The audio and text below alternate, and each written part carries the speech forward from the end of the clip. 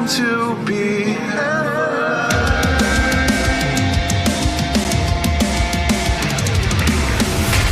What a time to be half alive. Just in time to see the future going blind. We're species free as long as it's not the wrong kind. The flag's still there, it's waving goodbye. Pressure's building and we're running out of time.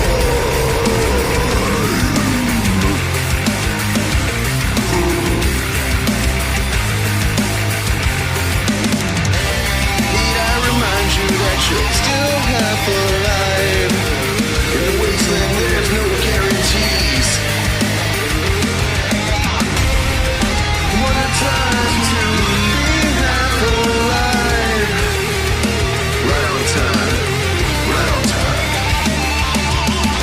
What a time to be half alive.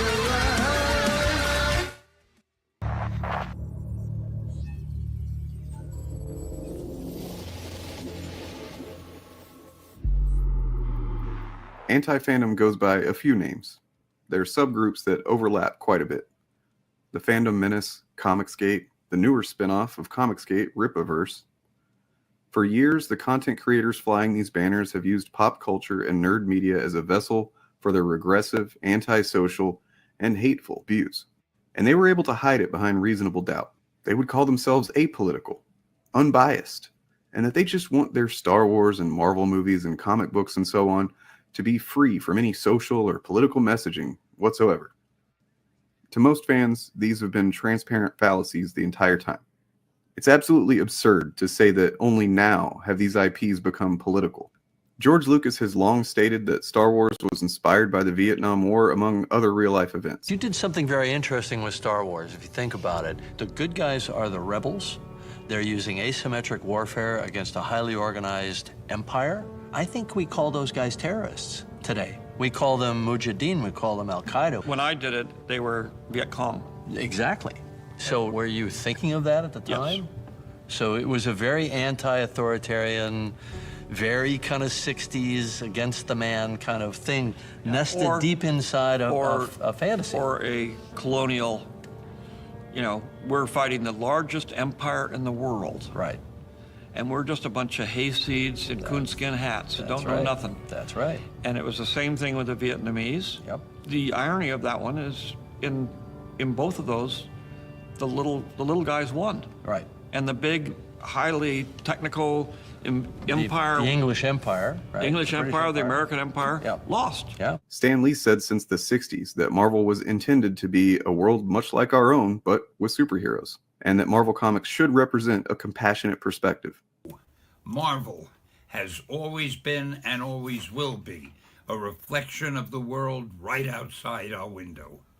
That world may change and evolve, but the one thing that will never change is the way we tell our stories of heroism. Those stories have room for everyone, regardless of their race, gender, religion, or color of their skin. The only things we don't have room for are hatred, intolerance, and bigotry. The Matrix was very obviously about challenging systems of control, i.e. government. And less obviously to me back then was the transgender allegory. Of course, that's easy for me to see now with the understanding that I have about human beings, thematic analysis, and being fortunate to have learned about trans perspectives. From Lucas's views on Vietnam to Stan Lee's humanist values, and the Wachowskis' then closeted trans identities feeling constrained by systems of control. So you end up with rebel scum taking down an empire, Spider-Man's great sense of responsibility to help people, and Neo being reborn with the power to change the entire system and bring about a world free of arbitrary authority, people telling him who he can and can't be. And that is exactly what the anti-woke, anti-SJW, anti-fan, anti-humanist, anti-reason crowd are determined to destroy. Not wokeness, not politics, not pandering or bad writing. Perspectives. They know that when diverse perspectives are represented in popular media, it creates empathy with audiences. Audiences of people who have never met a trans woman or who have never really considered the unique and sometimes hate-filled obstacles Black people might face.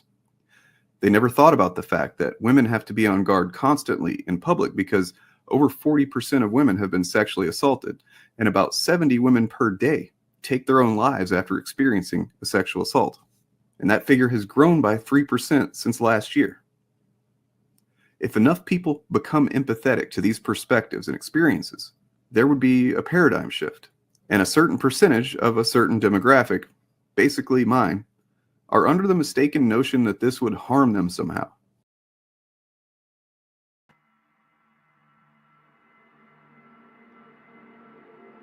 The word woke. I hate the word woke. I think we should be vilifying the use of this word. And I invite you to free yourself of the nebulous nature of what our world is calling us to, and instead find something more painfully specific. Dumb for it. Painfully specific. Painfully specific. Dumb for it. Actual fandom is not going to stop.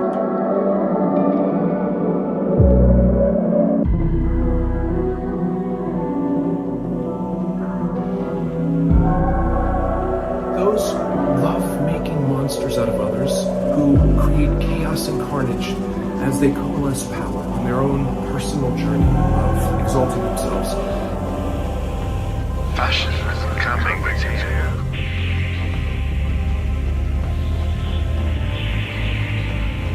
Fascism is coming to you. There's no strategy. I have no strategy. All the trappings and trimmings of a cleaned up, gussied up politician. There's zero strategy. Are you sure? Full of dead men's bones and everything unclean.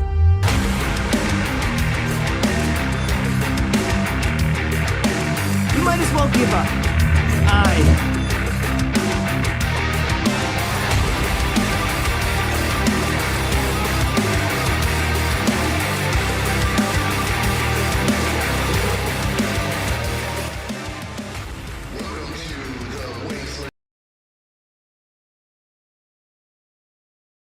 Hey, buddy, eyes up here.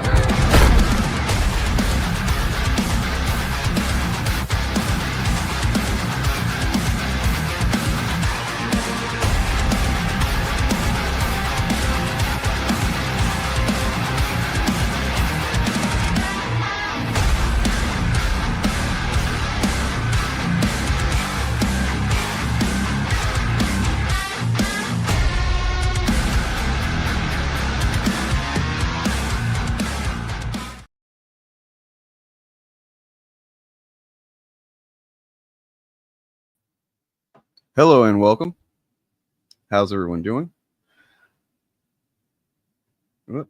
Whoopsie. Let's see. Try that. There we go. All right. Hello and welcome to this special edition of LiveAF. It is a Saturday. Don't normally do these on Saturday, but I've been thinking about switching from Friday to Saturday. But that's not what this is about. This is about what you see here on the screen, which is I'm looking at Dead Domains live stream right now. Hopefully they don't mind. Just kind of getting out. Let's see what they've got to say here.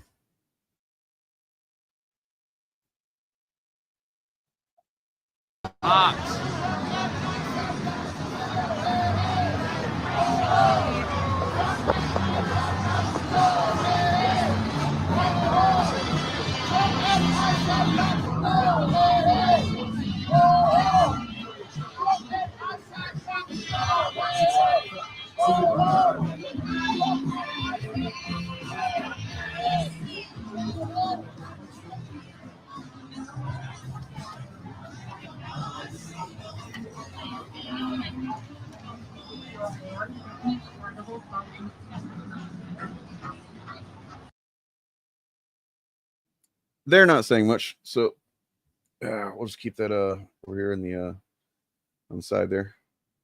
Welcome, all 15 of you. We'll see if some more people show up, or if this is maybe being a bit suppressed by YouTube, or just by the sheer volume of channels that are covering the same thing already. Could be.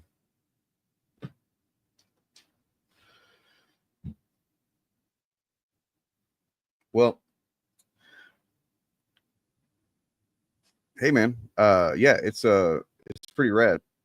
Like, it's pretty huge. I mean, I don't know if anybody's got any, I don't think it's possible to have an official number yet, but yeah, I'm gonna look for that. Actually, I'm gonna play a video while I look for information on how many people have shown up today across the country. This video is fucking upsetting. And this is just one of many examples of this. So to preface, these MAGA chuds, they're gonna act like oh, these people are in here illegally, they're criminals, they're blah blah. It's like, well, there's certainly some percentage of people that have committed crimes and that are here undocumented, or their legal papers have lapsed or whatever it is. Sure. But this is an administration that sees everything, it's a hammer, and sees everything as a nail. And this video we're about to look at here is just a perfect example of this. Are going to follow some breaking news right now. This is coming to us out of Burlington right now, where a host of Massachusetts lawmakers have arrived at the facility where Marcelo Gomes da Silva was being kept in ICE custody. And as we told you earlier this afternoon, Gomes da Silva was released just a short time ago. I believe he is walking up to the podium right now to speak for the very first time since being released. Let's see what is happening. If you're just joining us right now, he is that high school student from Milford who was detained by immigration authorities just last week. We are continuing to wait, and let's listen in. I'm going to go first and just introduce everything. And then Jake's going to say a couple words, and then we'll turn it over to you. But they really want to hear from you. So we'll be, Jake, they were going to really want to hear from him, so we'll be pretty quick. Yeah. Go ahead, son. Okay. Good afternoon. Good afternoon. I know you don't want to hear from myself and Congressman Auchincloss. You're really here to talk to Marcelo. But we just want to explain what we're doing here. We came up from Washington this afternoon. Jake, because Marcelo is his constituent, myself, because the facility where he was held is here in Burlington, to try to understand what the hell is going on. We support securing our border. We support following the law. But this administration is breaking the law. This administration is not keeping us safe by putting 18-year-old honors students in prison. I think you'll hear from Marcelo just what conditions he was held in, and Jake and I are going to go in and inspect them for ourselves. But what we see here today, it's not American. It doesn't represent our values. And we may very well find that this administration is just outright breaking the law. Jake? 200 what? 200 protests? Because there were supposed to be a lot more than that. I do need to address this, actually. So this is obviously not planned as part of the stuff that I was going to look at today, and then it just, kind of tragically happened. Brooklyn Park, Minnesota. So this was about an hour ago. This is from the AP, Associated Press. Hundreds of law officers fanned out across a Minneapolis suburb Saturday in pursuit of a man who authorities say posed as a police officer and fatally shot a Democratic state lawmaker in her home in what Governor Tim Walz called a politically motivated assassination. Authorities say the same suspect also shot and wounded a second lawmaker. Democratic former House Speaker Melissa Hortman and her husband Mark were killed in their Brooklyn Park home. Senator John Hoffman, also a Democrat, and his wife Yvette were injured at their Champlin address about 9 miles away. The early morning attacks targeted lawmakers in the northern suburb of Minneapolis, prompted warnings to other elected officials around the state and the cancellation of planned No Kings demonstrations against President Donald Trump. Authorities say the suspect had No Kings flyers in his car and writings mentioning the names of the victims, as well as other lawmakers and officials, though they could not say if he had any other specific targets. So,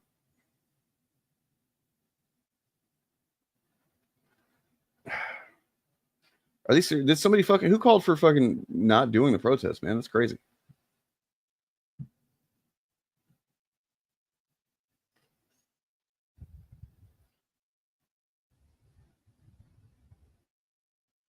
I mean, that this article just did use that phrase. Well, Tim Walz did. Right? Like, I mean, it's not weird. It's on. I mean, I hate to say it, but like some of these things that people get kind of stuck on about, like, oh, they're not saying this word in the news, is just journalistic ethics. And you know, you can scoff at that or whatever, but like, we don't, until there's like, you know, this could be any number of things, even though it looks like a certain thing, right? So like, it would be irresponsible and unethical for a journalism outlet to say, yes, it's definitely assassination attempt, you know, or assassinations or whatever. And it's like, yeah, obviously it is, but I mean, it could just, you know, what if it turns out that it's just some crazy fucking, you know, I don't know. It obviously, by the look of it, but we can't just completely, you know, label it as that immediately. I don't think. I think we got to give it some time.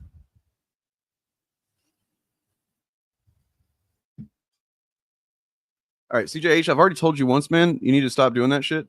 If I hear you fucking alienating our Christian community members like this again, or religious people, then you're just not going to be welcome here, man. I'm sorry. Catch me about 10, 15 years ago, I'd agreed with you.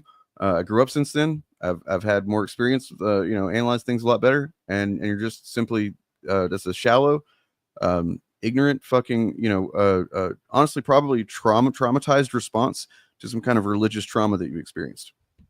I would suggest exploring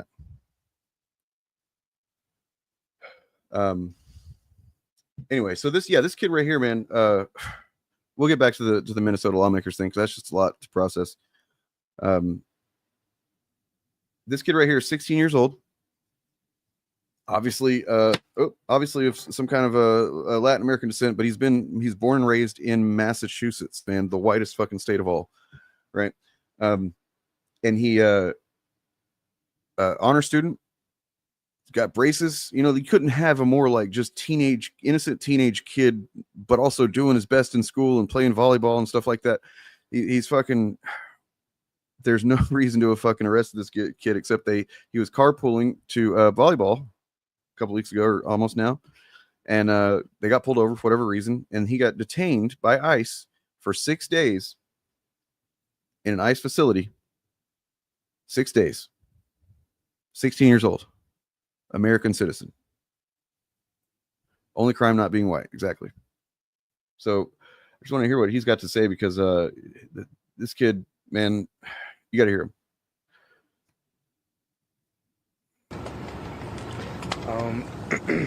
My name is Marcelo Gomes de Silva. I don't want to cry, but I want to say that place, it's not good. It's not good.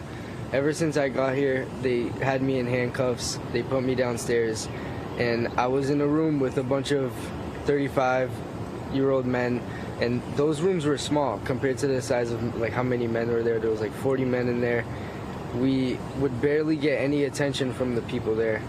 It'd be really hard. I haven't showered in 6 days. I haven't done anything. The only thing I could do is thank God every day, because that's all I would do. I would pray there. I would talk about the Bible to them. Sometimes our lunch and dinner would be crackers, and I would share with the people there, because they're like all 35-year-old men who have kids, and obviously, you know, like they eat more than me, so I gave them food. I shared with them. I gave them whatever they needed. I told them about the Bible. At the end of the day, this place it's not a good spot to be. Nobody should be in here. Like, most people down there are all workers. They all got caught going to work, and like these people have families, man. Like, they have kids to go home to, and there's like genuine criminals out there that people aren't giving attention to. They're getting good people that don't deserve to be here.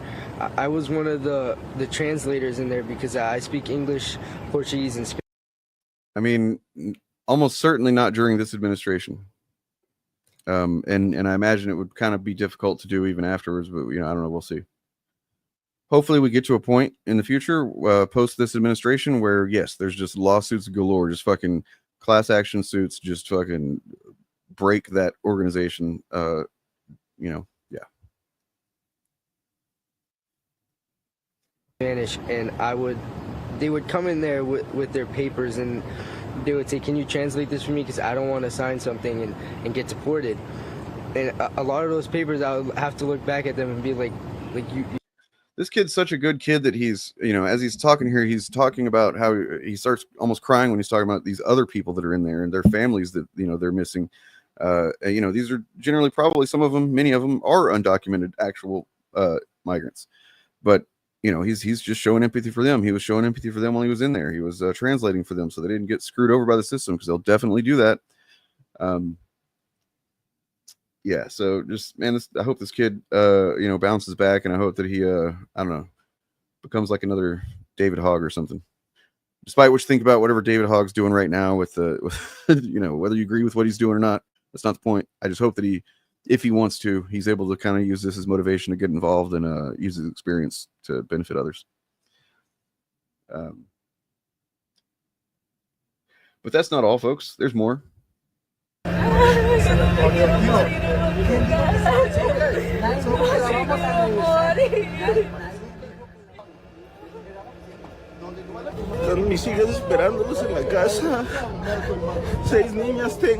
One of the things that the Trump administration is doing, because they're not actually going after criminals. They're not. They're going after numbers. They want fucking numbers, man. That's what they're chasing. That's all they're doing. Stephen Miller wants to be able to go, look at all these fucking migrants we rounded up. What they're doing is they're hanging out outside courts where they have scheduled asylum hearings, which is the process that they're supposed to undergo in order to get into the country. You know, it's so fucking evil, man. It's I don't even like throwing that word around, but that's just evil, dude. Like, the process that is on the books as being the legal process for coming to our country, and that, you know, they claim all the time that always, you know, blah blah, migrants are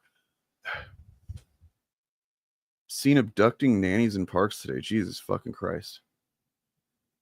Depende de nosotros.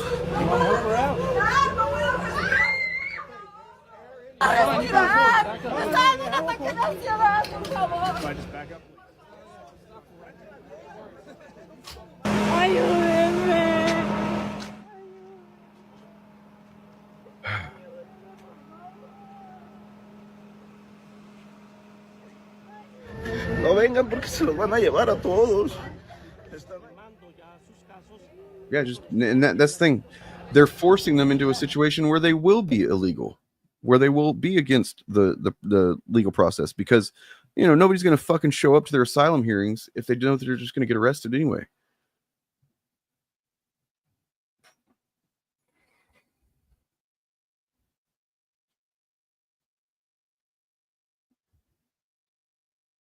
Jesus Christ. Yeah, I mean, I've got a few videos here that I've had saved since yesterday or whatever, but like, I will look at some more, you know, current stuff once we get through this stuff.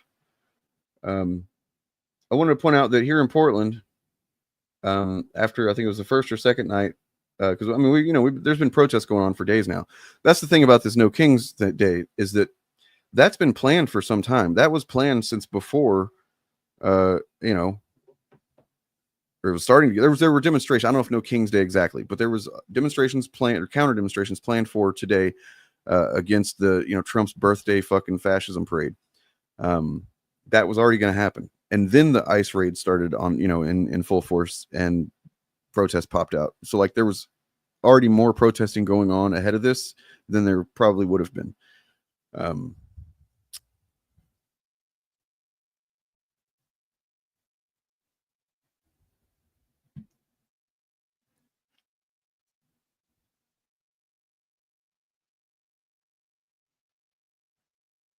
And then, of course, there's this moment here, which I'm sure you've all seen. The matter is a half a dozen violent criminals that you're rotating on your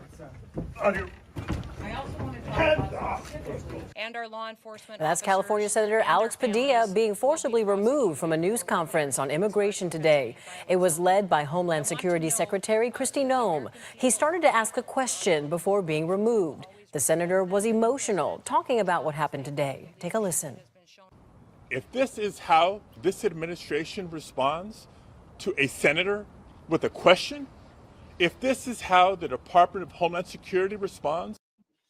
No, I've seen the whole clip where he, you know, I've seen it. I guess I don't know if they're going to show that here or what, but So yeah, this is just a state propaganda right here, man. They don't show the full clip, and then they do show the response from fucking Homeland Security. That's so fucking shitty.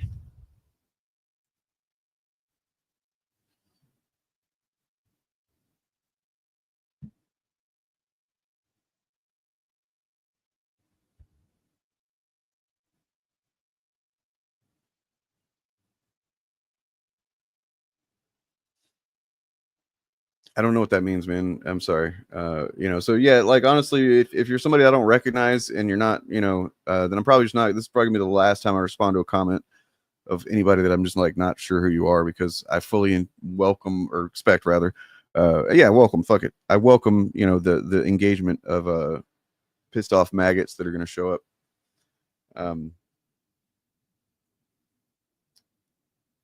there we go.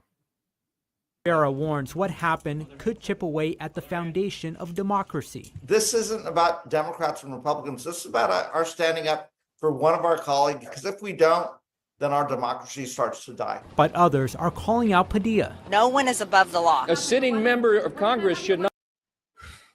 Do you guys remember that fucking Sammy Hagar looking hatchet faced bitch, fucking Margaret Taylor Greene? And then Lauren fucking reach across the aisle to jerk a dude off during a play, Boebert. Do you remember whenever during Biden's State of the Union address, when they started fucking just yelling shit and screaming shit? They didn't get fucking pulled out, like, thrown on the ground and fucking handcuffed. No, they didn't. So for her to, for any of them to be acting like this, like this all just so disingenuous, man. I'm so fucking sick of the disingenuous bullshit. It's so fucking brazen and cynical, and I fucking hate these people.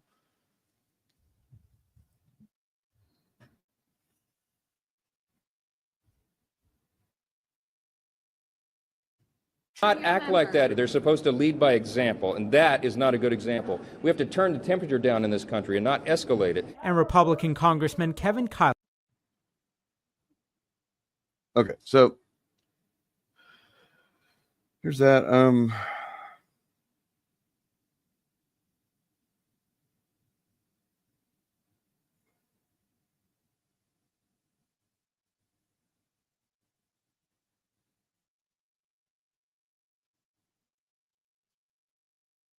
Locally, Portland police arrested 3 people at the ICE facility on South Macadam Avenue overnight. Today, a small group remained peacefully in place outside. Last night, however, police say one person stacked some flammable material against the ICE building and another man set it on fire. Someone in the facility put that fire. So 3 people arrested at, toward after the actual demonstration was over. So you're going to have these bad faith people, or just like kind of people that see an opportunity to be a shithead, or people that just, maybe they do genuinely have the right motives, but they just go too far with, they don't realize what they're doing could be harmful to the movement or whatever. That happens. But I want y'all to consider the fact that if you go look around at different comment sections or whatever, whether it's a live stream showing this stuff or these protests or anything like that, you're going to see repeated over and over and over again. You're going to see people saying, well, they're not, it's not a peaceful protest. If somebody's, lighting stuff on fire, it's not a peaceful protest. If somebody's doing something, it's not a peaceful protest. The standard that creates is absurdly unrealistic. And I don't know if they all know that that's what it does whenever they say that, but like essentially that's saying that not a single person can overstep a boundary, or the whole thing becomes a fucking not a peaceful protest, and that's why holding yourself to that standard of like, oh, we have to keep it a peaceful protest based on these fucking disingenuous pieces of shit is just naive and silly. Fire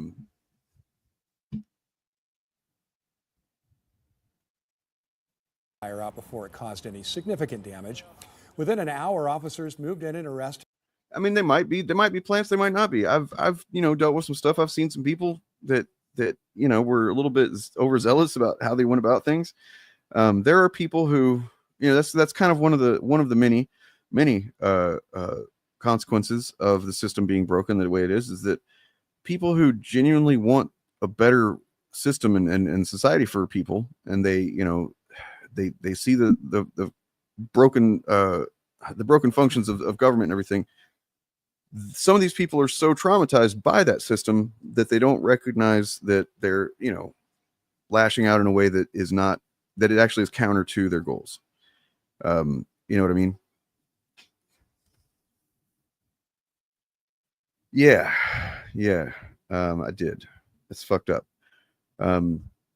What I was trying to look at this article and see who was it that said that they needed to not go to the.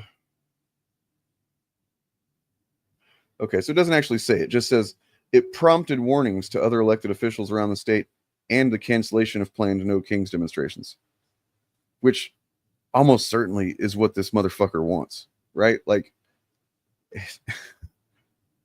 the fucking guy who shot these people. Like, imagine just going, oh, well, this guy shot people and he's got flyers in his truck for No King's Day. So, you know, it's clearly he was wanting to go scare people, but, you know, we should just do what he wants. Let's just, cave in to fucking terrorism. I mean, there was always an element of danger to this day. There was always going to be. What you've got is essentially two ideological opposing forces that, you know, if we're being real, both of them are looking for a solidifying moment for their side. You know, that's what each side is wanting. The right is willing to do that very disingenuously in many disingenuous ways. You know, they create situations where they can escalate tension and hopefully they get it on camera so they can show it to, you know, and then justify to themselves and to their, you know, anybody that has any lingering doubts about this being, maybe they're going too far with this, but no, they want to get something on camera that's like some cop getting hurt or whatever it is. So they can go, see, that's why it's been actually pretty fucking amazing that there's been so little violence with all this stuff so far. All the people, you know, and I may come to eat those words that something may pop off and somebody from the left or allegedly from the left may do something stupid. That's always a possibility. But so far, it's really been hard for the MAGA to propagandize this as actually some kind of violent fucking protest, because other than a few Waymo cars on fire in LA, which are literally driverless, you know, cars and shit. Like, other than that, I mean, well, not driverless cars. They're just like cars that don't have drivers in them, don't belong to anybody. Other than that, you know, it's like one cop, you know, got a little boo-boo or something like that. I don't know.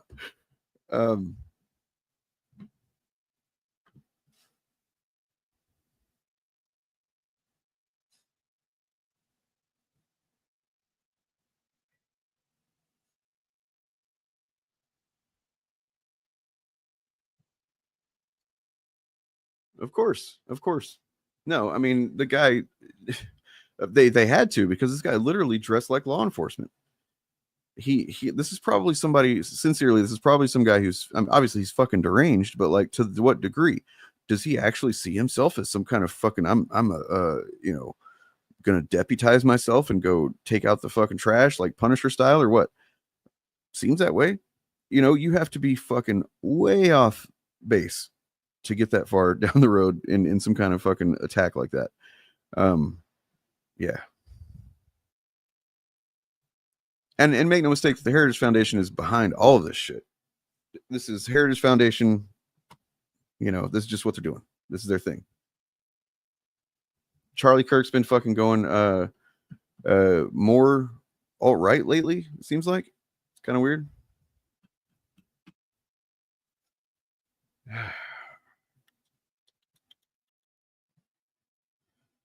So let's see what we got here.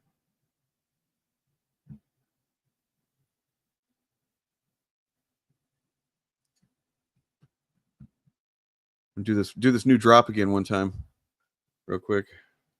Hey, buddy, eyes up here.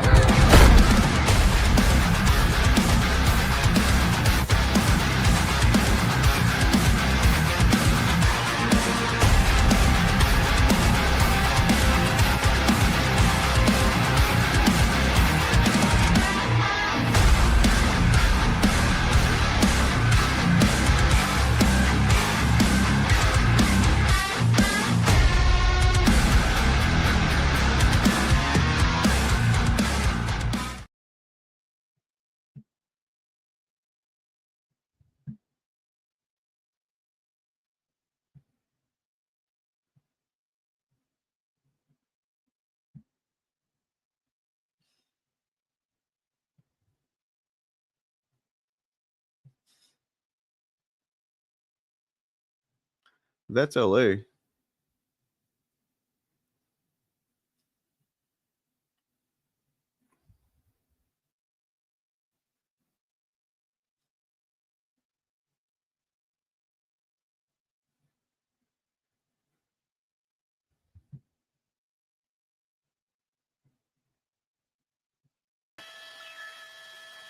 There's your audio. I hope you like it. I don't.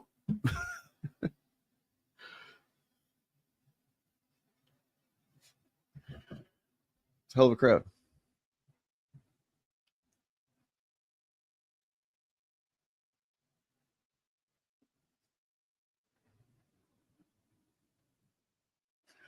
So I was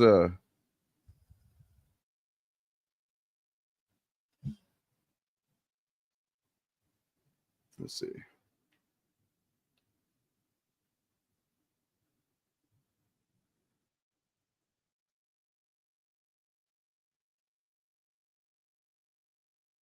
I mean, it's crazy, man. Just like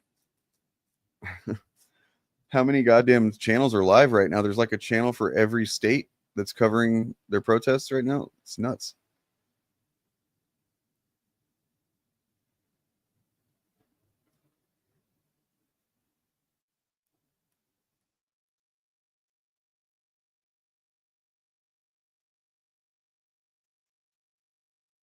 Whoa.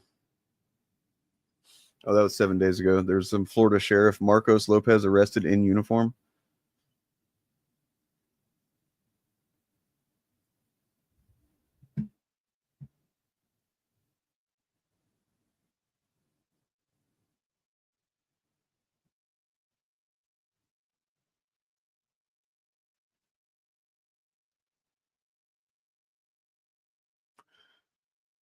Just trying to find the best source of information here. Do you guys know about the Waymo cars? Taylor Lorenz put out a video about it earlier. I didn't really only watch like the first couple of minutes, but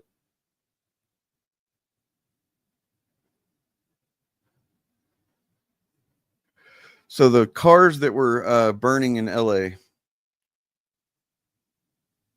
you know, they were all over the news and shit, which is basically that was the one thing that chuds were looking at and going, oh, there's a car on fire. You got to take these criminals. We got to do a fascism because there's a car on fire now. That's essentially what they were saying. Let's see.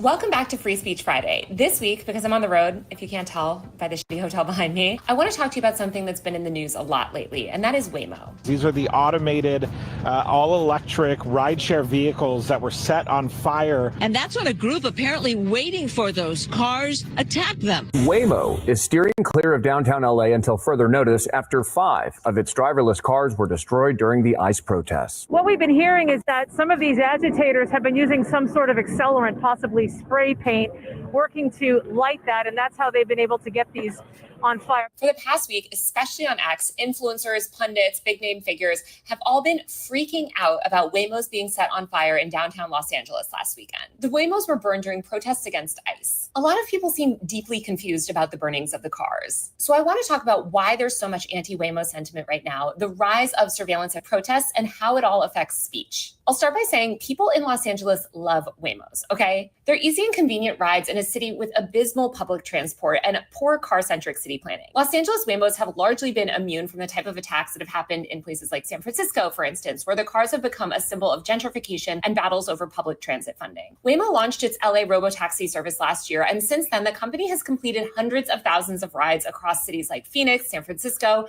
Los Angeles, and even some newer markets like Austin, Atlanta, and soon DC. As more people begin to understand exactly how Waymos operate, though, and learn what the company's policies are regarding sharing footage and data with the police, I do think that we're going to see a lot more Waymo attacks. So let's back up and explain briefly how Waymos work. Obviously, they're self-driving cars, but to be a self-driving car, you have to collect a lot of data. That's location data, visual data, et cetera, et cetera. Waymos use LiDAR, radar, and 360-degree cameras constantly to record streets, faces, license plate numbers, and literally anything around them. And this is a good thing, by the way. We want self-driving cars to have this stuff so they don't do things like run over small children. But what a lot of people don't realize is that that data is collected and stored. And it's not just Waymo's doing this, by the way. Teslas, which also have self-driving mode, also record what's around them. And as more self-driving cars enter the market, they will begin collecting this type of data too. Back in April, 404 Media revealed that the LAPD was publishing crime footage it got from a Waymo driverless car in an effort to identify a suspect. As 404 reported, the LAPD obtained video footage from a Waymo driverless car as part of its investigation into a hit and run, in which a separate human-driven car hit a pedestrian. The LAPD published the footage, which has a note on it that reads, Waymo confidential commercial information, on its YouTube page to ask the public for help identifying the driver of the vehicle. As Jason Kepler at 404 noted, quote, the situation shows that police in Los Angeles are now looking at Waymo robo-taxis as potential sources of surveillance footage to investigate crimes that the vehicle's cameras and sensors may have witnessed. In 2023, Bloomberg reported that the police in both San Francisco and Maricopa County, Arizona, had issued search warrants for Waymo footage. Police have also been requesting footage from Teslas, extremely pervasive Ring cameras, and Cruise autonomous vehicles. Waymo's website explains that the company conducts training sessions for law enforcement and emergency responders, which are designed to teach them about Waymo, and explains what they should do when they're responding to a car crash or other emergencies involving a Waymo. The company has allegedly conducted in-person trainings for over 18,000 first responders and police officers. All of this has obviously led to a lot of backlash against Waymo, especially when Waymos are spotted near a protest. Google has temporarily suspended Waymo service to downtown LA and in San Francisco, where more anti-ICE protests have unfolded. The company is also now hiring a community and public affairs specialist in LA, presumably to help convince people not to burn down these cars. Brian Merchant, a tech journalist who's written extensively about Waymo, went to the scene of the protest the next day in Los Angeles and talked to a cameraman who had been shooting footage the day before. The cameraman told Merchant, quote, they called them up on purpose, lit them up on fire like that. He's talking about Waymo there. Merchant notes that the fact that the charred husks of the cars were in a neat line does seem to suggest that the cars were called and just waiting. Other witnesses and journalists who were there shared the same story. People summoned the cars to light them on fire when they arrived. Protesters were reportedly calling them spy cars, and they were vandalized and set ablaze. Some people also noted how the cars shared data with the LAPD. This is also what protesters on the ground told me when I was there last weekend. This has led to a lot of pushback and people saying, oh, so the protesters were doing bad things, and that's why they didn't want to be recorded. But that really misunderstands why people are against Waymo.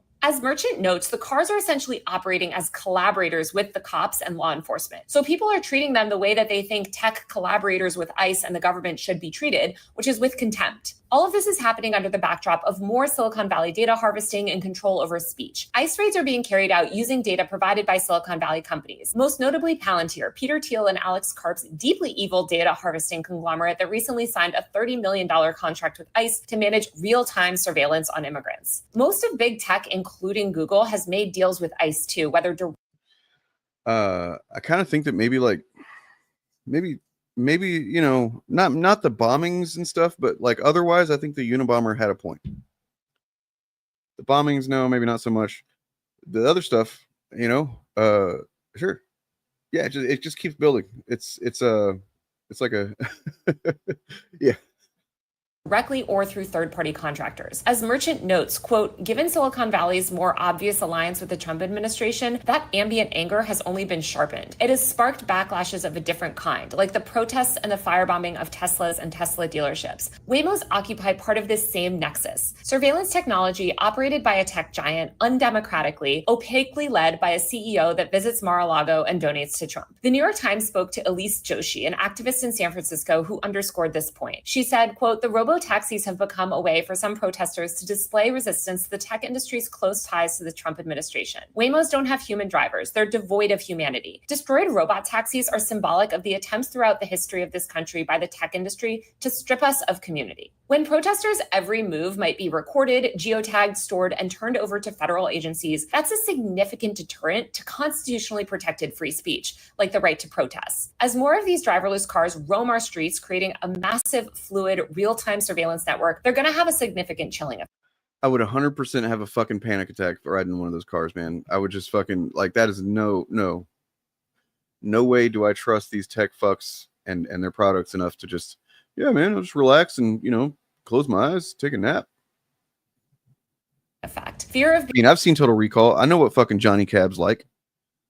being recorded can dampen speech, assembly, and dissent, especially among marginalized communities that are already wary of law enforcement. Research shows that dense street imagery datasets like those Waymo collects can infer private group membership, political affiliation, and behavioral patterns. One study showed how over 25 million dashcam images could be analyzed to predict highly sensitive personal attributes, even after face blurring. The academics who published this research noted that protesters' meeting locations and times captured in geotagged images by DSI providers may be surreptitiously shared with political groups that oppose their causes. This information flow enables adversarial groups to target and disrupt peaceful assemblies, undermining the protesters' right to organize and express dissent. The resulting harm includes exposure to retaliation, suppression of free speech, and the erosion of democratic principles. The researchers also note that this sort of data could be weaponized in professional settings. For instance, shift patterns of nurses inferred from DSI images captured outside healthcare facilities could be sold to exploitative employers or staffing agencies seeking to take advantage of their availability. Such data flows enable adversaries to target nurses with aggressive recruitment tactics, pressure them into accepting poorly compensated shifts at inconvenient hours, or manipulate them into working under unsafe or undesirable conditions. This undermines nurses' autonomy in the workplace and their ability to make independent decisions about their labor. Geotagged imagery of people gathered at busy crosswalks during peak hours may be sold to predatory advertisers seeking to exploit behavioral patterns. For example, advertisers might use this data to push high-pressure marketing campaigns for products like payday loans or fast food, directly targeting the commuters' mobile devices in certain locations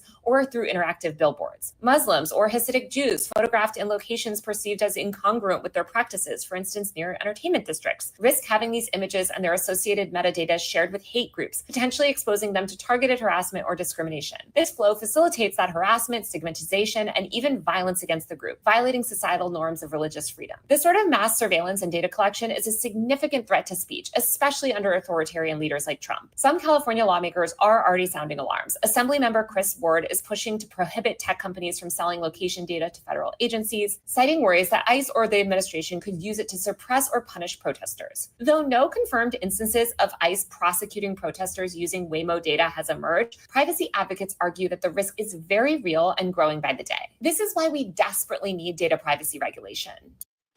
Absolutely, we do. Yeah, I don't want to watch all of her video, but I recommend, subscribing to Taylor Renz if you're not. She makes great shit. There was one video a while back that's kind of blew my mind a little bit. Let me see if I can find it.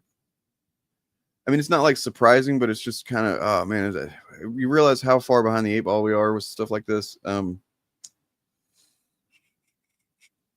is it at? It was regarding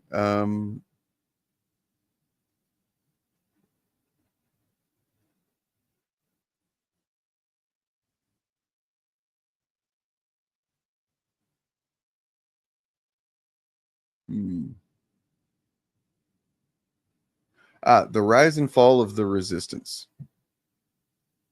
You guys seen that one?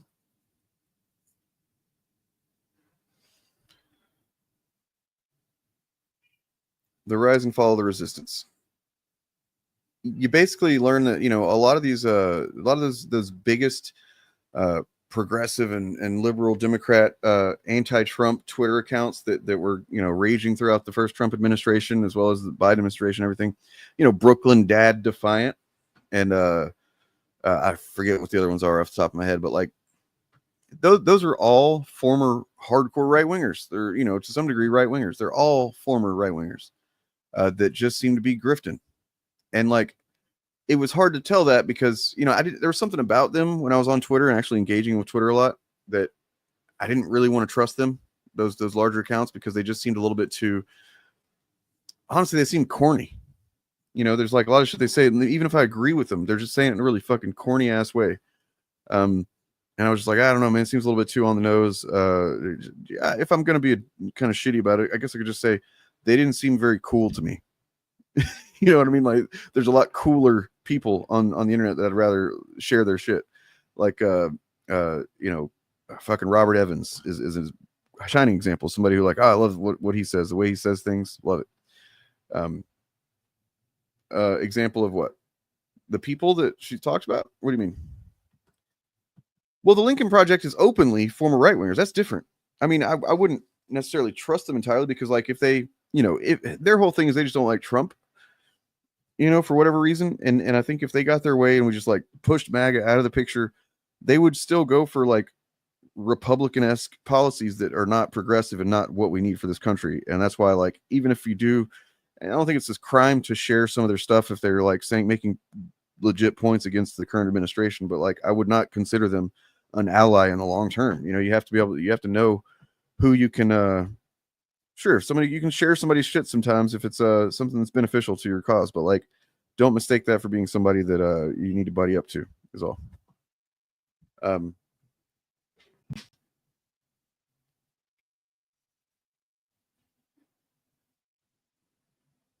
Remember the resistance, the sprawling self-righteous movement led by a network of ostensibly liberal influencers and pundits who thrived during Trump's first presidency? From 2017 to 2020, anti-Trump resistance influencers dominated the online media ecosystem. They framed themselves as defenders of democracy and fed the public's relentless thirst for Trump updates. There was Seth Abramson, who posted intricate Twitter mega threads that promised to connect Trump to 1,000 secret plots. I mean, I bought into that a couple times, man. I shared a couple of his posts, you know, but it was notable that like all of the good shit was behind a paywall.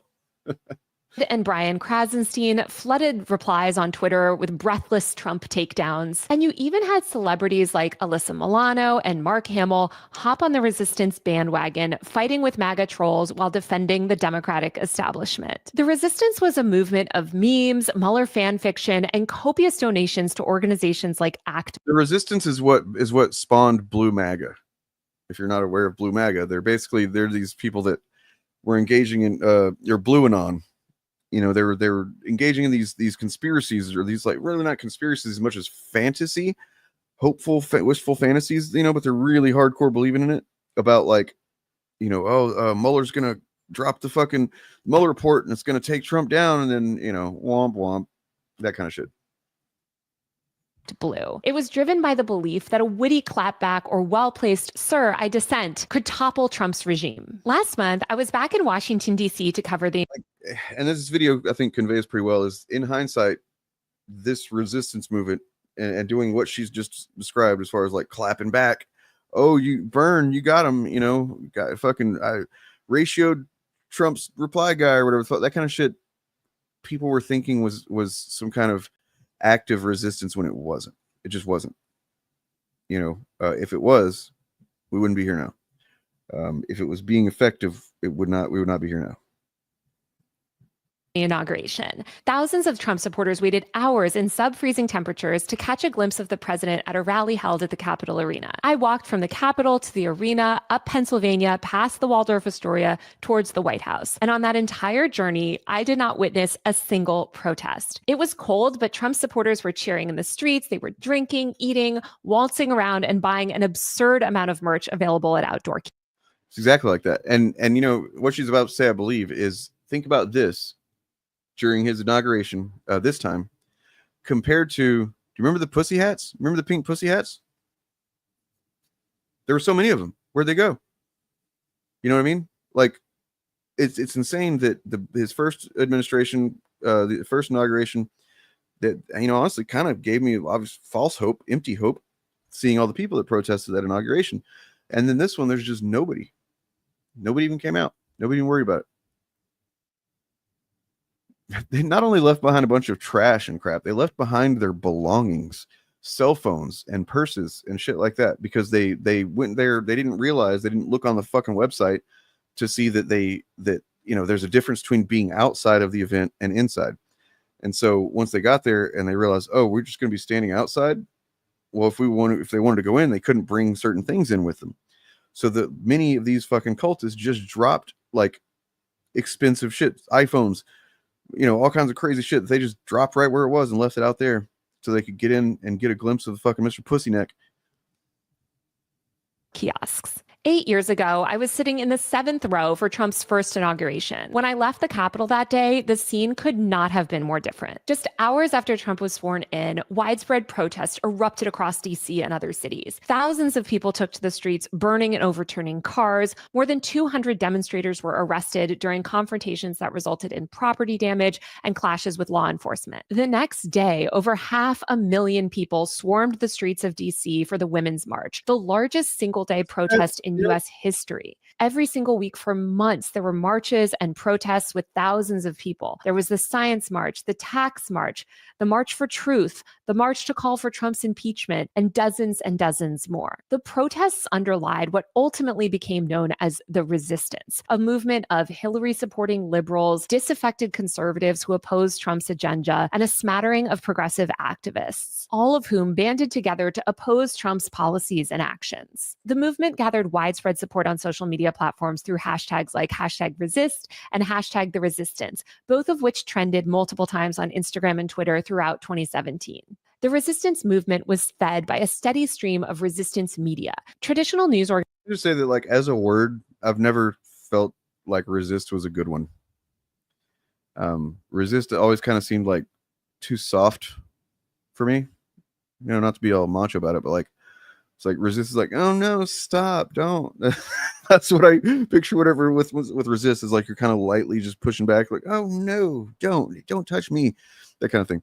When it's like, no, you need rebellion, motherfucker. You need a rebellion. You need straight up fucking, civil disobedience. You know, I don't know. Organizations like CNN and the Washington Post attempted to ride the resistance wave. In February 2017, just 1 month after Trump took office, the Washington Post changed its slogan to "Democracy dies in darkness." An entire ecosystem. I'm going to admit something cringe here. Well, I mean, you have your feelings about it, but your feelings are not based on any facts. I could give you a whole lot of facts that show that your feelings are really silly. You know what I mean? Like, I'm not, my thing that I just described is about a word. It's not really about anything like doing anything differently because of strategy or anything like that. It's just my personal feelings towards a specific word. You're talking about, you fucking LARP a lot, McLeod. I'm sorry, man. It's just this LARPy to fucking have that like, do you know what would happen right now if a bunch of violence broke out? You know what happened today? No King's Day. What would happen if a bunch of people on the left that are demonstrating right now just decided to start attacking the shit out of cops? That would play right into Trump's hands. Don't be fucking stupid, dude. That's exactly what they want. The fact that No King's Day did not do a protest in DC was brilliant. It's a fucking stroke of brilliance, because that would have just created exactly the fucking situation that he wants. They are looking. You don't understand your fucking enemy, man. You don't. And also, I'd have to pull it up, the information that we looked at on the Fabcast a while back, but there's literally studies showing that nonviolent fucking true. There's studies showing that nonviolent resistance to authoritarian governments more often than otherwise actually see positive results in taking down that government.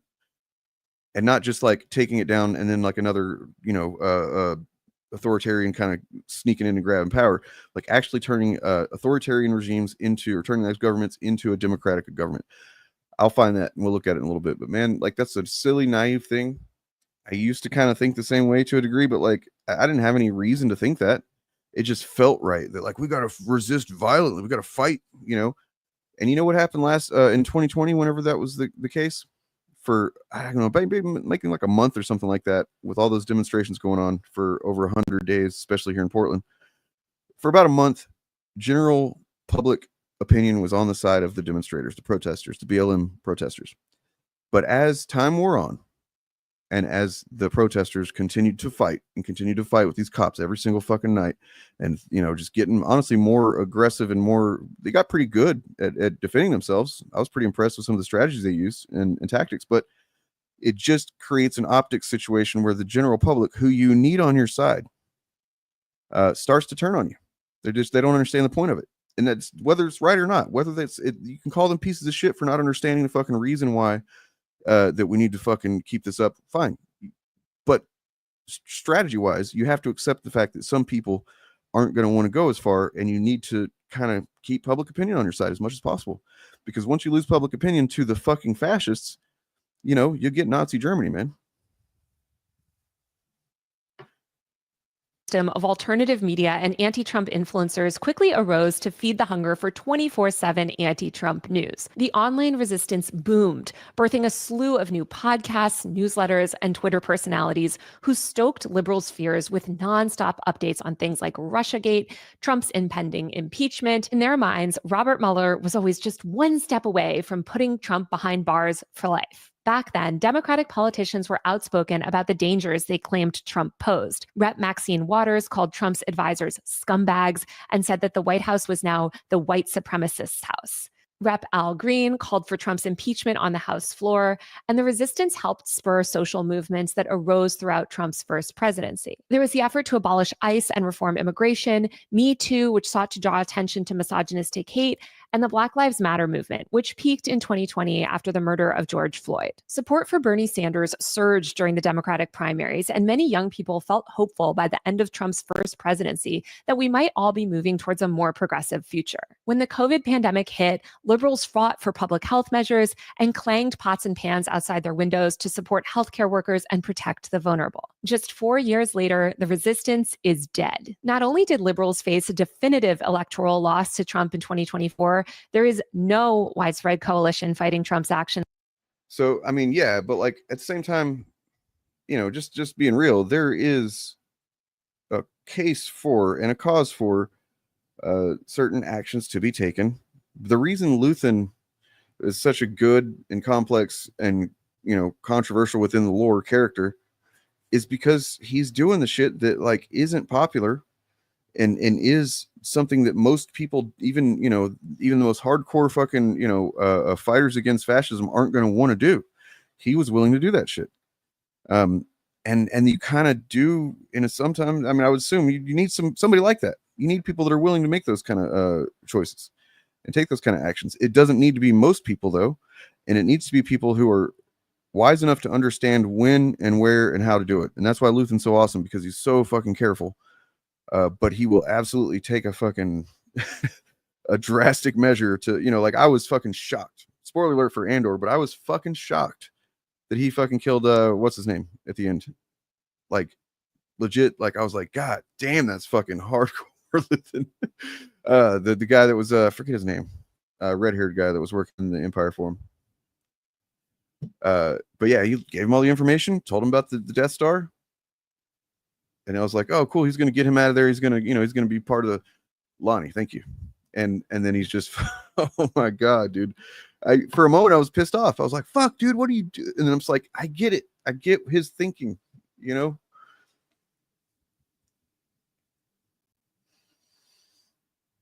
And policies. Trumpism has completely subsumed the Republican establishment, and right-wing reactionary ideology is culturally dominant. Democrats do not seem as anguished or animated by Trump's restoration as they were by his ascension. Basically, Luthen, you need somebody that's willing to do the most upsetting forms of violence and you know, take the most, you know, unappealing, unideal actions, but someone who recognizes that that's not the go-to move, and you only do that when absolutely necessary. Because, you know, if you're just like, oh, we need a violent rebellion or whatever, and you're just like, I'm going to be violent in all cases, in all contexts, well, you're kind of an idiot, and you're not going to do anybody any good. But if you're somebody who's like, you know, pays close attention to things and has a good understanding of the consequences of certain actions and stuff like that, yeah, maybe, yeah. Anyway. In Minecraft. Yeah. The journalist Ross Barkin recently wrote in the New York Times, the left is looking up after 8 years of resisting Trump and no shit, dude. Yeah, Saw is a good example of like, he's more like, he's exactly what I was thinking about now that I think about it. Like, he's somebody who's broken by violence and war, and he only sees that as the counter. And absolutely, we're talking about Star Wars here. There is a fucking going to be a need for violence and stuff like that. But that was what's so compelling about Andor. One of the many things is that it was a show that gave us, before the actual rebellion kicked off, before the rebellion was even known to exist the way that it came to be, you didn't want to have the Empire thinking about you. You didn't want the Empire thinking that there's this vast system of fucking, you know, people ready to do violence out there. You needed people doing these little moves here and there that are kind of like throwing them off guard and shit like that in Minecraft. Yeah, Saw is lost in the sauce for sure. And finding that he has expanded his vote share in each That stuff that he's breathing his own farts is what it is in that tank that he's got. general election. And some progressives are even hoping to work with Trump if he embraces their policy aims, while centrists fret that the Republicans have outflanked them on cultural issues. Border policies that were decried as fascist under Trump's first term have been embraced by mainstream Democrats. The old discourse around the normalization of Trump is dead, and businesses that once distanced themselves from Trump now giddily treat him as any other president. But how did we get here? How was this broad-based anti-Trump coalition dismantled? And where did all those resistance influencers go? Today, I'm going to unpack exactly how and why the resistance failed, what factors ultimately led to its downfall, and why the death of this specific... I believe it's her. I've read some of her stuff before. She's just an excellent writer. She's an excellent fucking journalist. She's fantastic. I'm really glad that she saw the need to just do this YouTube thing. And I'm guessing she's still writing stuff, but like, if you watch that interview with Libs of TikTok twat, that fucking crazy bitch, Taylor was fucking pretty masterful with how she handled that. You can't get somebody like that to admit that they're doing something wrong. You can't get somebody like that to admit that they're inconsistent or that they're hypocritical or anything like that. But what you can do is just ask the right questions to get them to expose those things themselves. And that's what she did. And it was just a masterclass, because she seems unassuming. Taylor does. She's just like, oh yeah, I'm just asking a question here. It's just a question. No big deal, But the question, it's kind of like Bob Chaos talking to Eric July or whatever. Anti-Trump movement is ultimately a good thing for those of us who care about fighting right-wing extremism. To start, I want to take you back to 2017 internet. Mason Ramsey became famous overnight for yodeling in a Walmart. Fidget spinners were all the rage. Jake Paul released his iconic song, It's Everyday Bro, and everyone was using that Snapchat dancing hot dog filter. Algorithmic feeds were nascent, and mainstream social media platforms were largely seen as liberal spaces. Social media movements were regularly gaining traction on Twitter, and Instagram infographic activism was rampant. It was in this internet soup that resistance influencers first emerged. Leveraging Twitter primarily, previously unknown figures posted their way into overnight fame. A popular meme at the time was retweeting someone vaguely or unintentionally anti-Trump with, quote, "Welcome to the resistance." I basically only have memories of the movies that came out that I really loved, and then like things that happened politically around that. Well, I mean, it was a big year for me. It really was. I guess I don't have a lot of like detailed memories, but there's a lot of milestones for me that year. That was when I started, going to doing trauma therapy and stuff like that. And this is where I'd gotten to the point where prior to that, I really couldn't leave my house very much without having fucking panic attacks and shit. And I was just like, well, something's got to change. And then I think I've talked about it before, but that was also what precipitated me finally going, fuck this. I need to do therapy. I'm going to give it a shot. Not going to give up on myself kind of thing. Was I actually did, I'm going to sound very Rogan-esque here. I did DMT. And it kind of jostled loose some stuff in my brain. January 2017, just days after Trump's inauguration, a bunch of Twitter users who ostensibly worked for the federal government set up anonymous Twitter accounts and grew huge followings from allegedly resisting Trumpism. This is really cringe to watch this video, because I don't know about you guys, but there's several of these things she talks about where I remember going, fuck yeah, this is how we're going to win whenever it happened. And it's so cringe now to realize I was that naive, but like, you got to forgive myself, because there was no precedent for it, right? Like a minute ago, she was talking about what was it? I don't remember. But just now, like the resistance accounts that are like, rogue EPA or whatever, and I like actually thought that was maybe somebody working for the EPA or some shit. Like, God, how stupid. from the inside. These rogue resistance accounts included Rogue NOAA for the National Oceanic and Atmospheric Administration, Rogue NASA for the Space Agency, and Alt FDA for the Rogue Food and Drug Administration. Another account called Alt EPA with more than 150,000 followers claimed that it would be offering data that might be suppressed by the EPA under Trump. I mean, like, there's a good chance that some of these were just like MAGA connected people, like fucking Posobiec or something like that, right? Like just running the fucking the puppet resistance, you know, so to distract people and make them think, oh, we just got to wait for these, you know, we don't have to do anything. We just got to wait for these rogue accounts to drop the fucking beans, spill the tea or whatever. I don't know. He can take our official account, but he'll never take our freedom, the account posted. We are unofficially resisting. The posts gained traction with hashtags like #resist and #resistTrump. Another account, simply known as Angry Staffer, claimed to be a resistance mole within the White House. It posted liberal bait like, quote, given what I'm seeing here, I'm left with one option to save this nation. I'm going to start leaking everything. Of course, the leaks never came and the account stopped tweeting by 2018. Lip syncing to Trump was also a big thing back then. Remember Sarah Cooper? She literally got famous and landed a Netflix special just by doing shoddy lip syncs of Trump and sharing them to Twitter because boomers loved them so much. But the real stars of the resistance internet were the homegrown influencers like Mueller She Wrote, a once anonymous account that posted detailed commentary on special counsel Robert Mueller's investigation. I mean, it wasn't the first one, but it was one. It was definitely way more than it was in like 2012. Like 2012, Facebook played a pretty big role, and I think 2008, Facebook a little bit, but you know, MySpace basically hit its peak in 2008. There was social media involved with, like, Obama was actually the first candidate to embrace whatever early social media was going on at that time. But yeah, you're right in the sense that it became the primary mode of campaigning in 2016. Into Russian interference in the election, but she mostly fed a steady stream of Russiagate conspiracies. There were also figures like Brooklyn Dad Defiant, a centrist lib poster who fed anti-Trump conspiracies to his liberal followers throughout Trump's first term. Brooklyn Dad Defiant then used that fame to publish a series of anti-Trump children's books, like one called The Littlest President, which I need to read you guys the description for this book. Quote, Spanky McDumbass was a horrible little man who was a draft dodger, a creepy dad, a businessman, and a bad TV celebrity who lied and cheated his way to the most powerful position in America. This is the story. Yeah, man, Brooklyn Dad Defiant, Jesus fucking Christ, dude.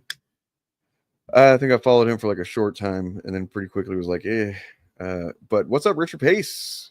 Welcome, man. No kings. Fuck yeah. Story of his improbable rise and his ultimate bigly fall. I think it's really funny that he also published one called, quote, The Bigliest Loser, about Trump losing to Kamala Harris, which he published right before the election and which currently has 2.7 stars on Amazon. The top review currently reads, quote, if you don't mind reading a book that reads as though it was written by somebody who dropped out of school before 7th grade, I guess this is passable. Anyway, the entire online resistance media ecosystem was built on top of a social web that no longer exists. If you look at the engagement surrounding some of these same anti-Trump influencers on X today, you can see that many of their numbers have stagnated or even declined. While it was easy to amass millions of impressions by tweeting Kofifi jokes about the Cheeto and cheese, they do it with irony. They're gonna irony poison their irony poisons. That's what it is. So like when they're like, oh yeah, we want Trump to be, you know, like they just have that's how they've managed to fucking warp their own brains, by becoming so irony poisoned that they can justify, you know, defying the Constitution to keep this motherfucker in power and to let him do whatever he wants to with the power. Back in 2018, these resistance figures now struggle to attract an audience outside a dwindling base of Gen Xers and boomers who haven't evolved with the culture. The tech ecosystem has also radically shifted since Trump's first term. Twitter, once a bastion of liberalism, is now controlled by a right-wing billionaire who censors and bans left-wing voices. TikTok, which was banned by Biden, has since pivoted towards pro-Trump rhetoric and revamped its feed in hopes of reversing the ban. Instagram, too, has shifted to the right, with Zuckerberg encouraging misogynistic and anti-LGBT LGBTQ hate speech and cracking down on accounts that post progressive speech like advocating for a free Palestine. Many resistance Yeah, I mean, honestly, if she didn't have such just like a cheerful voice, this would be a lot harder to watch. All of her videos would, I think, because she's conveying some of the most fucking doomery information, but she's all like, da-da-da-da-da. So yeah, thank you.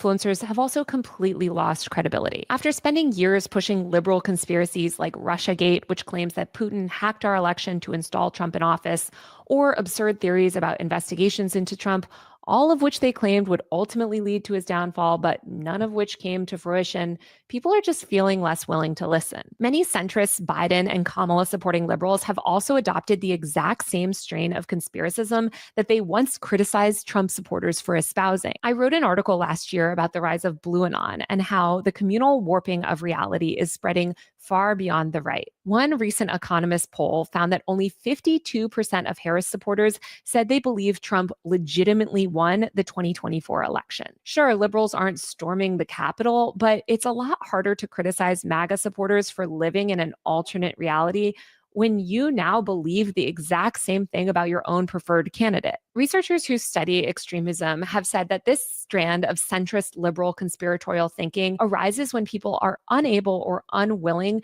to accept developments that challenge their worldview. It's also exacerbated by shifts in media. The entire internet has evolved over recent years, and older generations like boomers and Gen Xers are struggling to navigate this complex, fast-moving media climate. And while a certain subset of anti-Trump resistance influencers are still online crowing about Trump like it's 2018, many have realized that promoting that sort of liberalism under the current cultural climate is simply not as profitable as it once was. Trump won the popular vote, their conspiracies aren't panning out, so they might as well hop on board with the winning team. You see this in figures like Lindy Lee, a quintessential resistance influencer. Lindy Lee is a millennial political commentator who amassed hundreds of thousands of followers by being a shill for the Democratic Party in the late 2010s. She grew an intense and loyal fandom of resistance liberals throughout Trump's first term by posting a nonstop stream of anti-Trump news. When Biden was elected, she was relentless in her support of him. She backed Biden until the moment that he was forced to drop out and then became an ardent supporter of Kamala Harris. Lee's social media feed was overrun with adoring posts featuring herself at events with the vice president, other top Democratic elected officials like Nancy Pelosi, and even Biden himself. Quote, "There will never be another like her," she said of Pelosi. She was also part of the Pennsylvania delegation at this most recent Democratic National Convention. Lee called Trump a serial rapist on national television and lambasted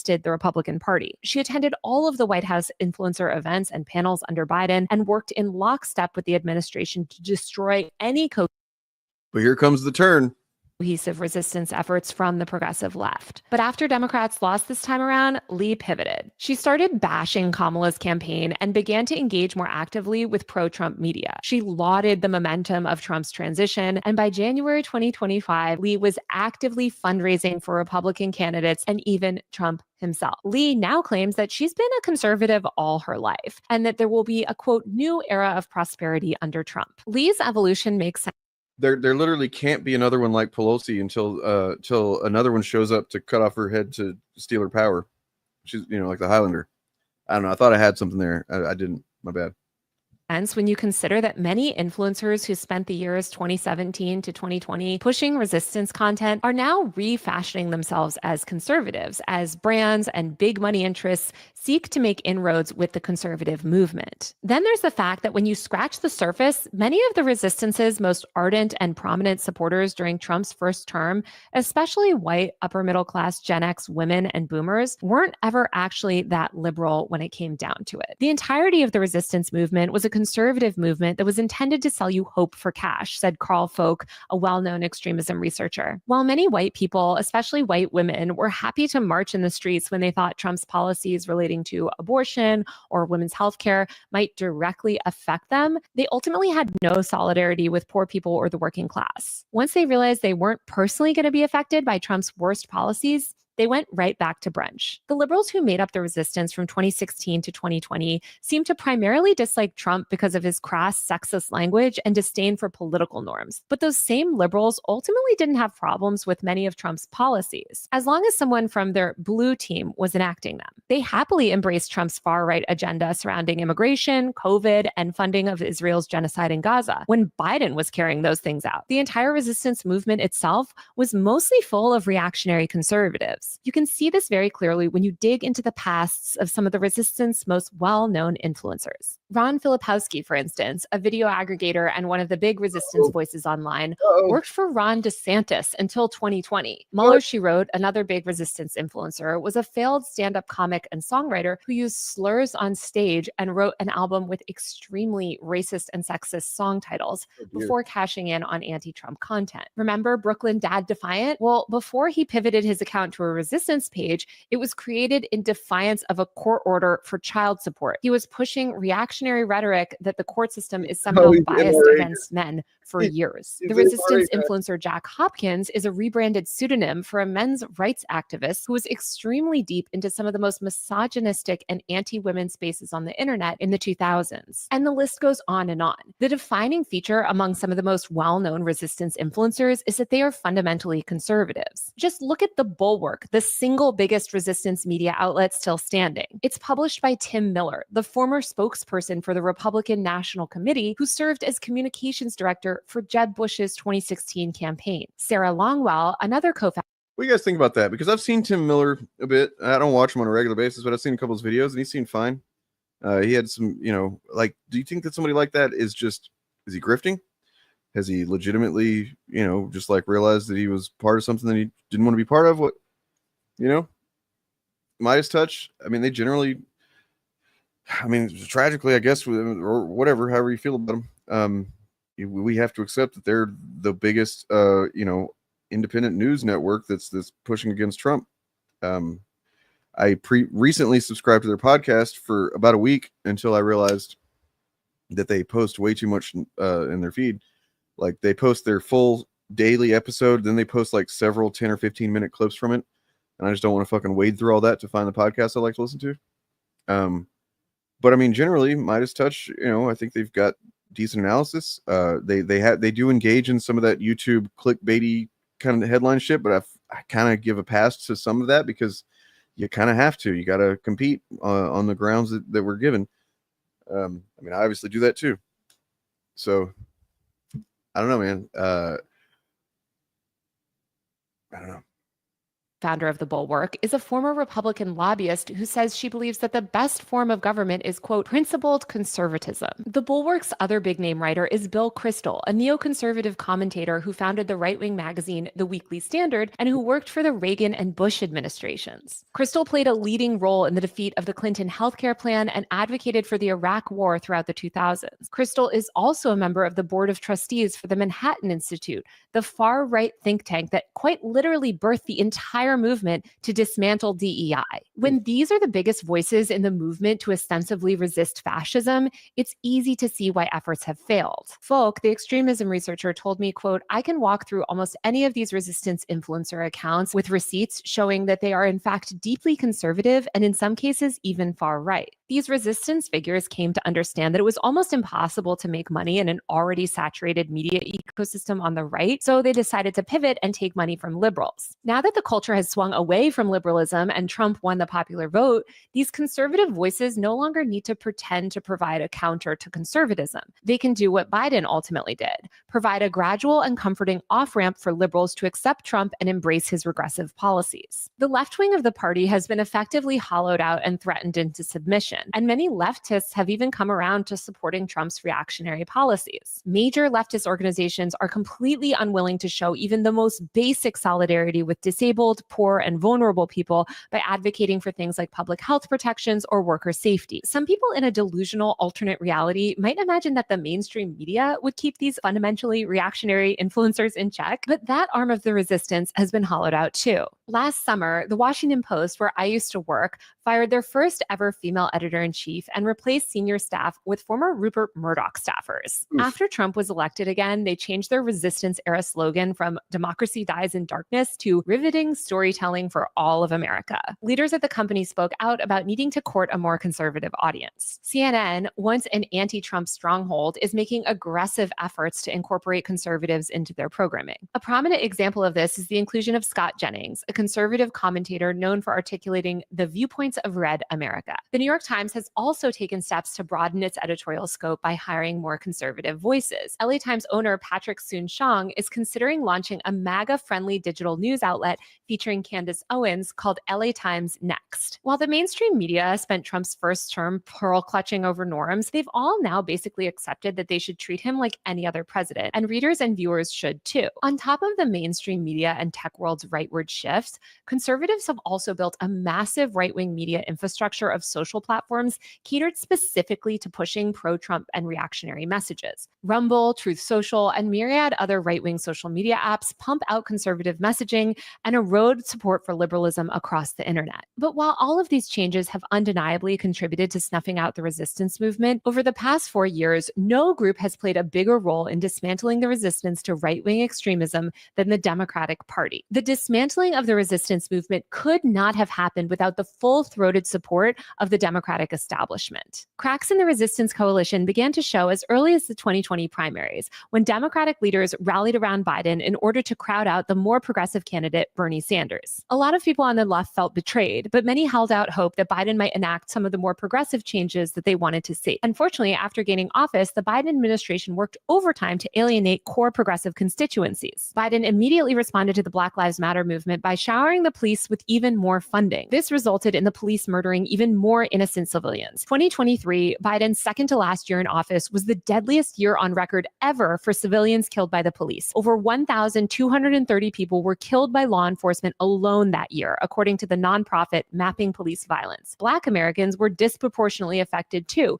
being nearly 3 times more likely to be killed by police. Biden also completely reneged on his promises to expand public health measures and protect vulnerable and disabled people and the broader public from mass deaths and disability from COVID. Instead of instituting long-term public health protections, he dismantled our public health infrastructure, mandated forced infections by lifting all airborne disease mitigation, forced people back to work, and enacted policies on COVID that were further to the right of Trump in 2020. Man. Doom.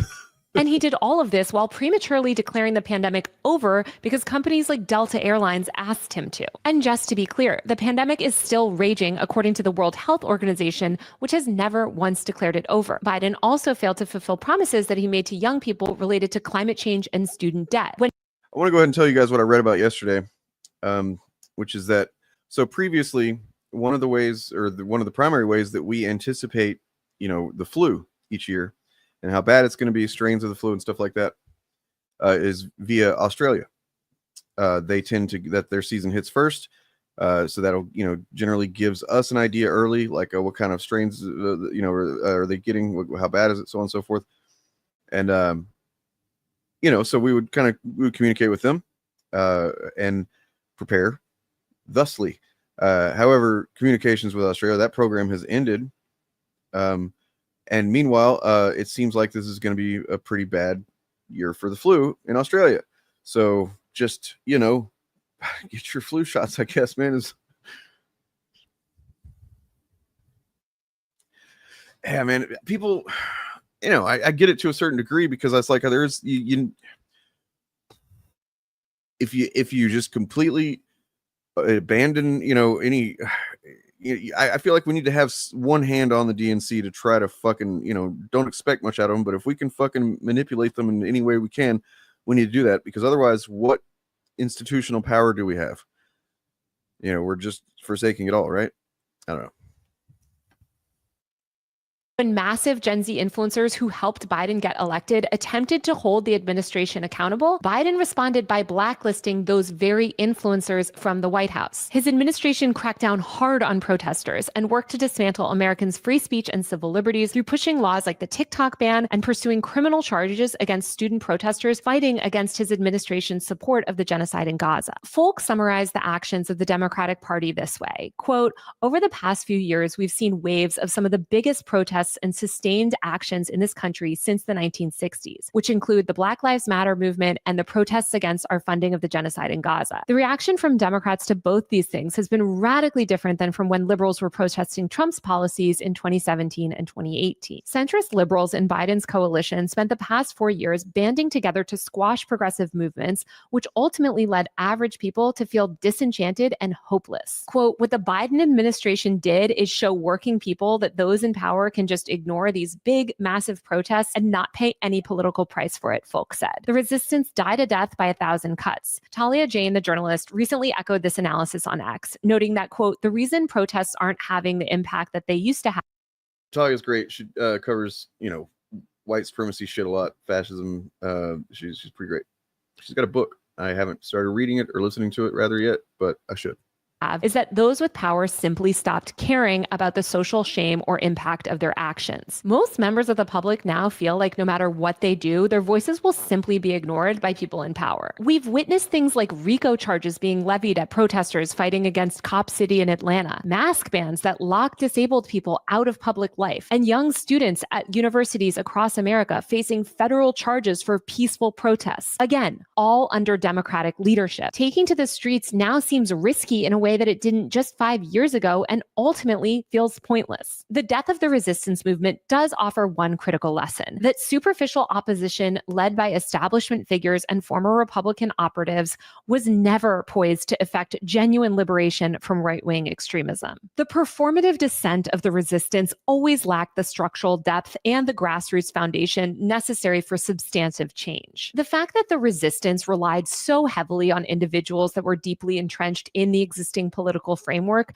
meant that it was always doomed to fail. Figures like Liz Cheney, despite their vocal opposition to certain Trump policies, will always fundamentally uphold conservative agendas that conflict with progressive ideals. Making these types of people, along with a slew of social media opportunists, the face of a political movement against right-wing extremism was always absurd. Because when you dig right down to it, their foundational beliefs ultimately align with the very candidate that they're purporting to resist. The commodification of dissent within the resistance movement also undermined its credibility. These resistance influencers commercialized their activism, transforming resistance into a lucrative enterprise devoid of genuine commitment to change. To effectively counter right-wing extremism, we need to cultivate a broad-based movement rooted in class solidarity. This type of approach goes beyond traditional partisan divides and focuses on the shared economic struggles that unite the working class in America. This requires admitting that people are struggling to make ends meet, that they're being exploited by their jobs, and millions cannot get access to healthcare. These are all issues that members of the Democratic establishment and resistance influencers shamed progressives for bringing up throughout Biden's presidency and Kamala's campaign. I do think that as Trump inevitably fails to deliver on his promises, there is room for some sort of political alternative to emerge. But it should not be one that comes from the establishment. Just look at the recent reaction to Luigi Mangione. There is a collective frustration and anger that Americans are feeling that transcends political affiliations. And right now, the far right are the only ones that are even acknowledging that anger. It's an anger that the resistance influencers completely fail to ever address. Real change will require grassroots organizing, community engagement, and rooting out establishment figures whose goals are not aligned with working people. I think that at the end of the day, the disintegration of the resistance ecosystem is a good thing. Resistance shouldn't be a media brand or a personality cult. Reactionary politics can't be countered by smug tweets, hashtags, cable news talking points, or Ruth Bader Ginsburg merch. Ultimately, the death of the resistance presents an opportunity to reconstruct opposition to right-wing extremism on a more solid foundation. It gives the next generation of the resistance the opportunity to fight for actual systemic change. This evolution is crucial if we ever want to build a system that serves everyone's needs, not just the needs of the rich establishment. I'm Taylor Lorenz. Thanks so much for watching, and don't forget to subscribe to my tech and online culture newsletter, usermag.co. There you go.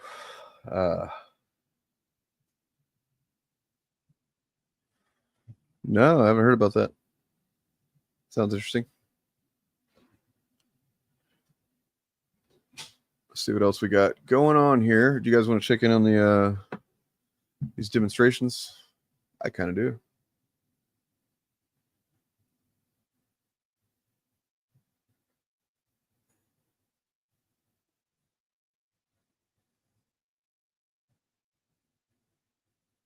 So apparently, troop morale is in the toilet for those deployed in LA. So that's cool.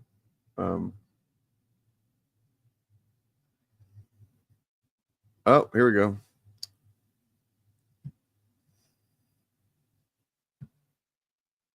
News just into the newsroom. Thank you so much for your reports. We understand AP is now naming a suspect in this case. They're saying it was 57-year-old Vance Bolter. And again, that is coming from the AP, relying on their sources. And NBC and the AP are two sources that we usually feel comfortable sharing what they're reporting as vetted to a level that is accurate. And to be transparent, typically we do not name suspects, and there's a reason for that. It's because they have not yet been charged in a court of law, which shows evidence behind what they may or may not have done. In this case, sometimes you do name a suspect if there is an active emergency and that person is potentially dangerous. We don't know if that person is the exact person, but the Associated Press is naming that 57-year-old as the suspect. And so we are comfortable saying that name as this possibility, but we just want to be super transparent with you as to why we do, and sometimes we do not, name persons of interest, perhaps suspects in shootings, until we know through multiple confirmations who that person is. The Associated Press has these standards as well. We trust that, and that's what we're going with right now. Right, and we know this is a name that has been, I'm on my phone trying to see if any officials have commented on this yet on social media. We know that this name, Vance Bolter, has been circulating online as other people have been, including the New York Post. That's where I first saw a tweet that said, this is the suspect. But again, we don't normally go with New York Post reporting. We will rely on AP or NBC before we report things. So this name has been out there for about an hour or so, a 57-year-old white man named Vance Bolter. We are working on getting an image of him to share with you on the screen. But again, officers describe the suspect as a white man with dark hair. He was wearing tactical gear. Okay, very good. Sorry, I'm not talking to you. I was talking to the producer live on the air. I apologize. I didn't mean to step on your toes. No, go ahead. We just want to go. Are we going out to Morgan? Is that what we're doing? Oh, excuse me. Sammy Salino. We'll go back out to Sammy right now. Check in with her. Sammy, what do you know? Well, first of all, I just want to show you what's behind me. This is the scene of Representative Melissa Portman's home.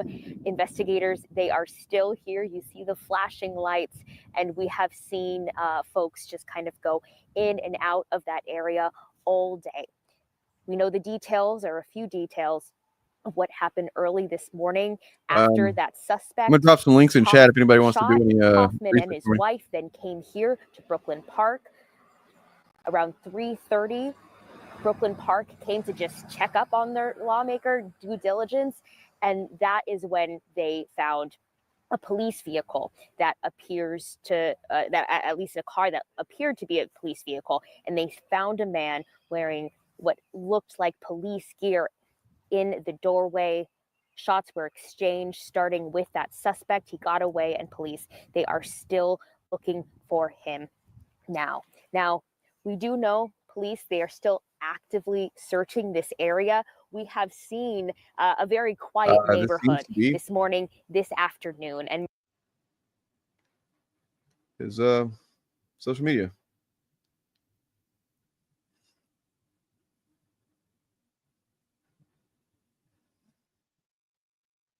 Does anybody have anything to confirm or deny this?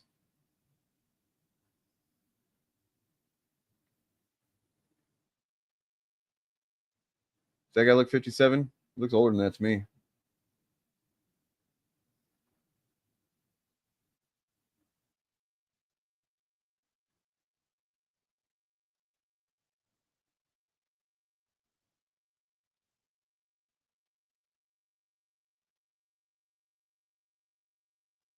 Oh boy.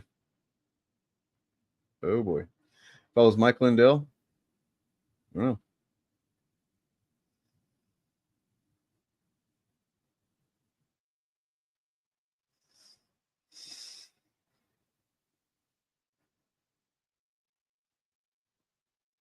So there seems to be a couple of Vance bolters, so I'm not 100% that this is.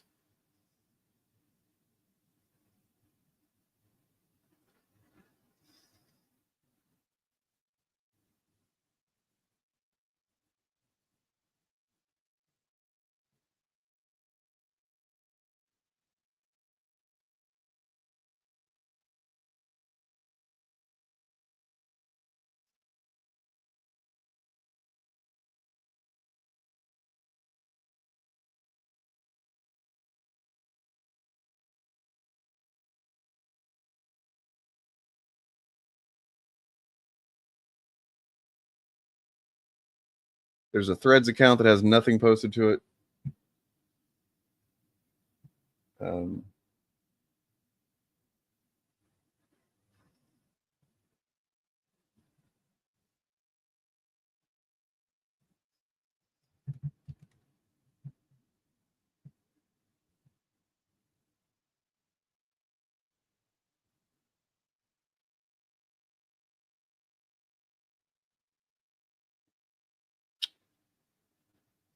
All right, well, that's him.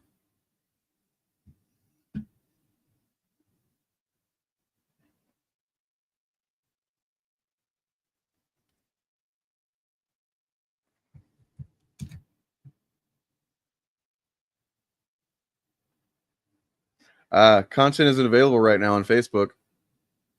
Yikes.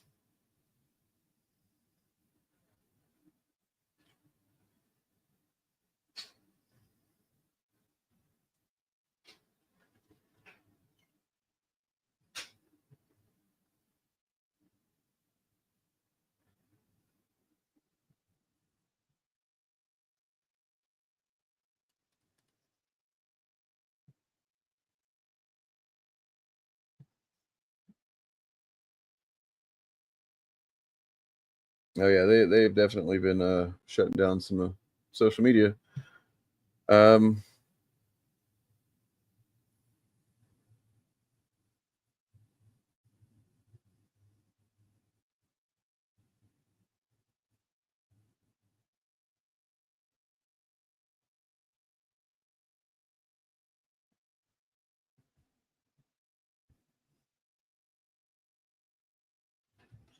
Wow.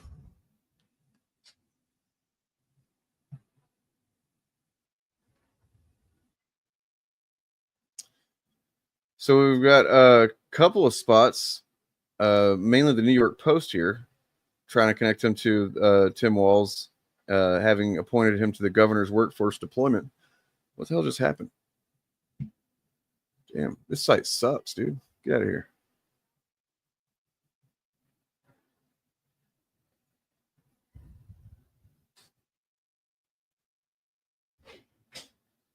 CEO Red Lion Group.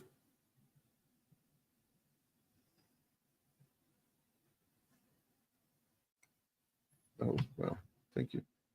Can okay. Could I get like more of a sorry.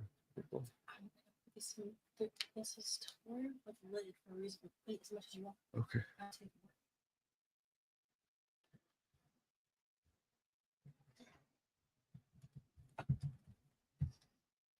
Red Lion Group. So he posted on social media, CEO of a company called Red Lion Group. Also touted his experience on the governor's workforce development board. He was appointed to that nonpartisan board by Governor Tim Walz. His Facebook page appears to be deleted, but his LinkedIn page is active. Website's defunct for Red Lion Group.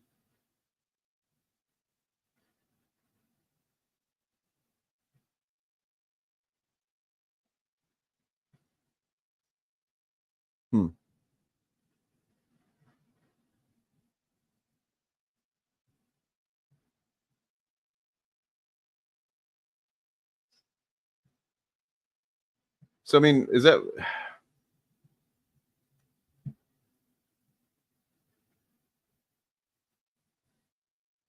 He's a member of Minnesota Africans United? What the fuck does that mean? I mean, he most certainly is not African. Or is he? I don't know. I mean, I know there's white people in Africa, but come on. Come on. All right. Well. Oh, you know what? Let's go. Let's check out a city that isn't LA or New York or something like that and see what kind of turnout they've got with No King's Day here. Such as, let's say Dallas. To Dallas now. You're looking at Sky 4 pictures. What a crowd there, starting to move into the streets of downtown Dallas, and I believe that's Hervey Street, if I'm not mistaken. But this event started at noon there at Dallas City Hall, so just about an hour and 20 minutes ago. And then our own David Centendry had heard from some of the organizers and folks on the ground that the idea was for the latter half of the protest until 2 o'clock, that they are going to, in fact, do a march. And that's exactly what we're seeing transpire right now. This is Hervey Street. Thank you for that, Matt. Again, viewers, apologize for talking to the control room. It's a little bit raw and unfiltered here, not like the traditional newscasts that you're used to seeing on the traditional television screen, but that's how it goes with live television here, as it's coming in raw and unfiltered and happening live on this Saturday afternoon. A very hot, muggy day across North Texas, and you are looking at what appears to be now thousands of people that are leaving Dallas City Hall and starting to take to the streets, and they are going to be marching. Not clear at this point where they are going specifically, if they have an end point in mind, or if they are just... You know what's excellent? Has anybody seen any videos or clips of Trump's bullshit today? Because, I mean, you know, I'm sure it's algorithm oriented, but like when I look at my feed,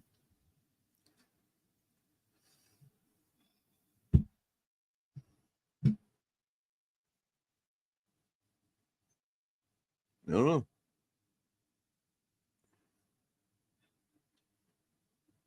Well, I mean, the point is, man, is that that's awesome. Is that we're fucking drowning out his dumb shit. Seemingly. Poor guy. Birthday old baby man.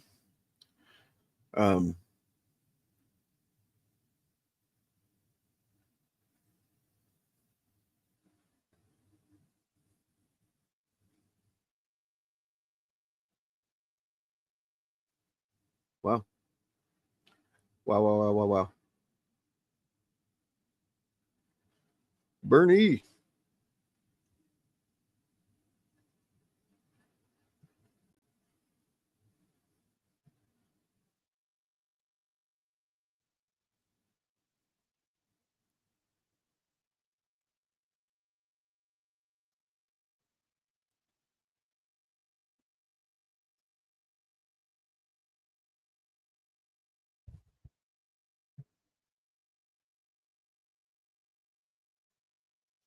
Okay.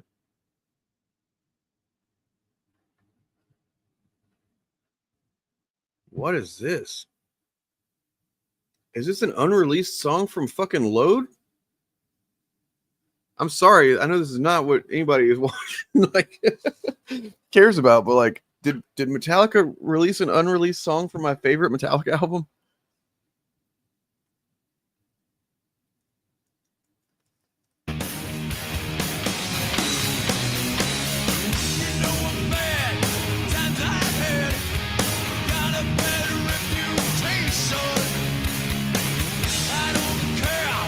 All right.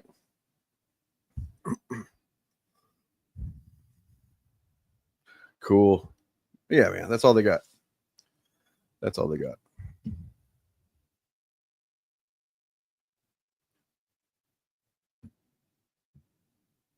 So Cliff Cash, if you watched the other night, we watched some of his stand-up. And he's got a new stand-up special dropping today in a couple hours. This one. Well, no, not that one. That's a clip from it. But oh, you guys can't see my screen right now.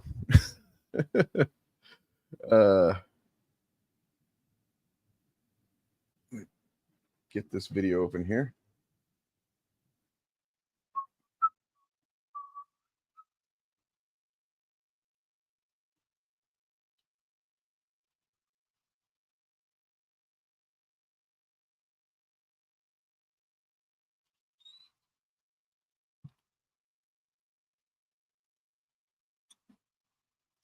All right, here we go. This guy's great. Subscribe to him. Don't be weird. Don't be a loser. Subscribe to this guy. He's the shit.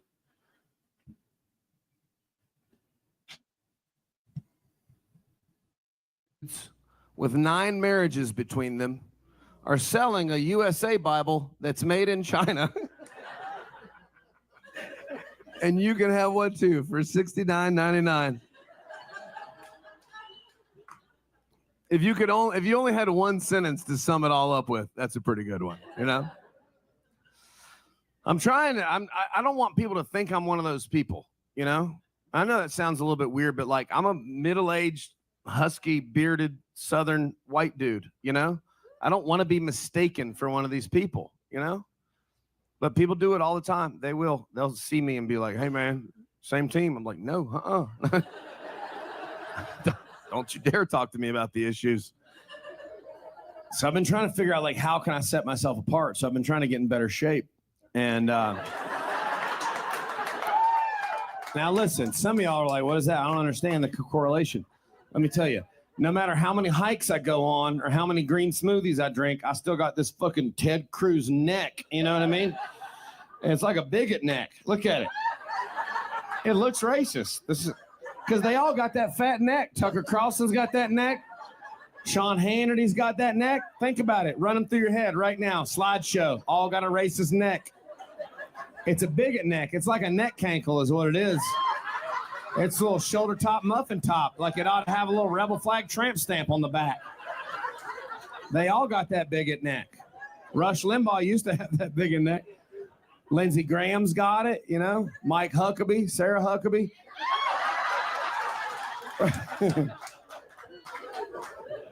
Again, I know we shouldn't body shame, but I'll make an exception for Nazis. There's at least one liberal in here that's like, don't body shame people. I make exceptions for Nazis, and you should too. I will body shame the shit out of a Nazi. That's the problem. We're like, don't body shame the Nazis. I'm like, they just arrested a mayor. I think it's time to quit being nice to them.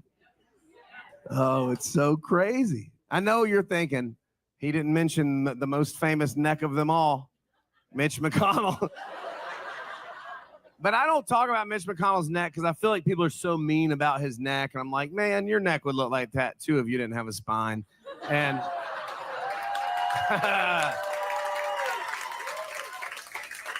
that's a joke about Mitch McConnell being a piece of shit. That's a bipartisan crowd pleaser right there. If you think Mitch McConnell's a good dude, you're a truly terrible human being. What about the big guy? What about his neck? What about Trump's neck? Trump doesn't have bigot neck, oddly enough. Trump has pussy neck. Have you seen it? Holy shit. Got a little vagina right on the front. Right, it's a good looking little hoo-ha too. It's nice. It's a little camel toe. It's all tan and shaved. It reminds me of Spring Break 2003, Panama City Beach. I start feeling nostalgia. I can't even tell you the conflicted emotions I feel. I got a semi looking at the neck of a man I hate more than the ferocity of 1,000 suns. I wish he'd quit talking, but that's a damn good looking neck hoo-ha.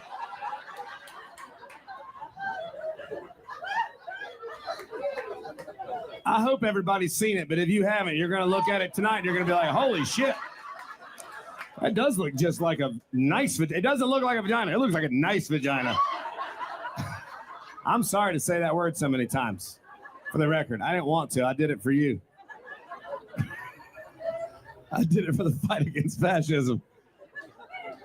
Great. And I'm like, no wonder these incels love him. That's the only time they get a chance to see a pussy, you know? I get it, Ben Shapiro. I get it, Charlie Kirk. That's pretty funny. One of my friends was like, if I ever met him, I'd punch him in the face. Like, I wouldn't. I'd go up and tickle his little neck pussy. He would hate that shit. Just, oh, sir. You got to look at it online after the show. You're going to be like, holy shit, it does look just like a vagina. Just like it. Just like it. Oh, and if you want to make a true to diehard MAGA mad, you talk about that neck puss. They get furious. Nothing hurts their heart like that. If he moves the right way, you can see a little clitoris at the top. And it's at the top, guys. It's at the top. Some of y'all are like, is it at the top? It's at the top. Always been at the top. Keep looking. Don't give up. I'm just trying to wingman some people here.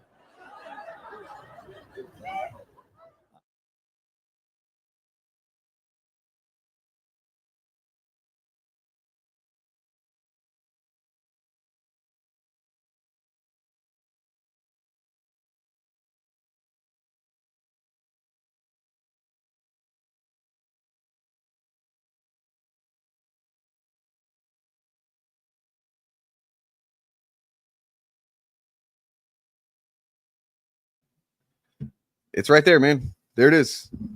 It's fucking right there.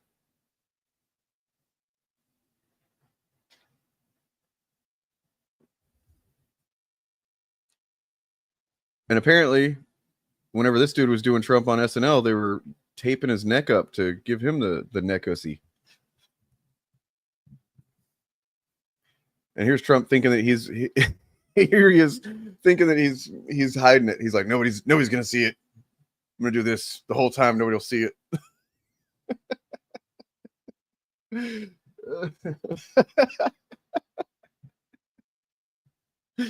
God damn. It's the sheer number of bizarre physical characteristics that Trump has that they're just like it's like too much. It's just like their strategy for dealing with the public is like it's a fire hose effect. They just blast you with so much fucking bullshit. You don't know what to do. And it's the same thing with his physical appearance. There's just so much going on. It's the hair, it's the orange, it's the neck ussy, it's the fucking, weird eyes that's, that get puffy and small. It's the fucking overlong tie. It's the crumpled suit. It's all of it. The little tiny baby hands. Holy shit.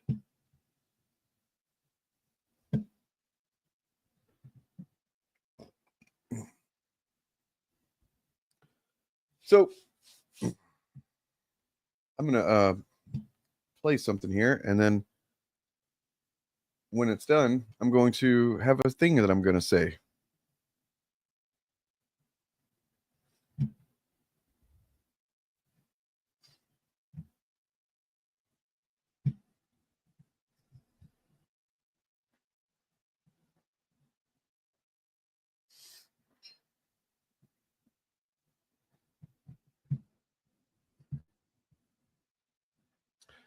Bob has a stream tonight. Which Bob? Which Bob are we talking about?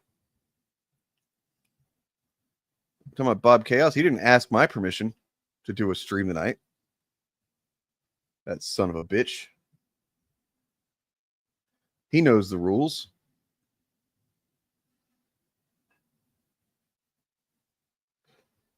Let's see. All right.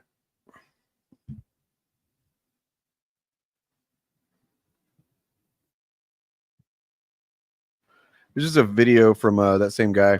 I'm going to play real quick. And then I guess I'll check on Bob and see when he's starting. And yeah.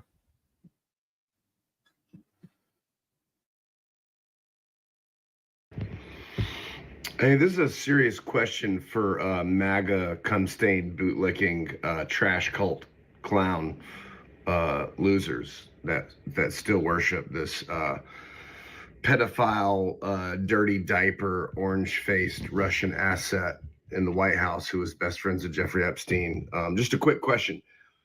I know you guys want to hashtag save the children, and you guys are like super against like harming children, and you think everybody's a pedophile. First of all, please stay tuned for the end of the video because I'm going to show you screenshot after screenshot after screenshot after screenshot of your side, your people, rednecks, dumb rednecks who are pastors of churches and Boy Scout leaders molesting children. There's going to be tons of them because that's who's doing it. It's you. It's you and the rest of your dumb dirt road dipshit cult members. Okay, but we'll stay focused for now. The question is, you guys love Elon. You've been defending Elon. You've been defending Doge. He's a genius. He's honest. He's going to cut waste, fraud, and abuse. He said he was going to cut 2 trillion, and he didn't cut like 1/100th of that.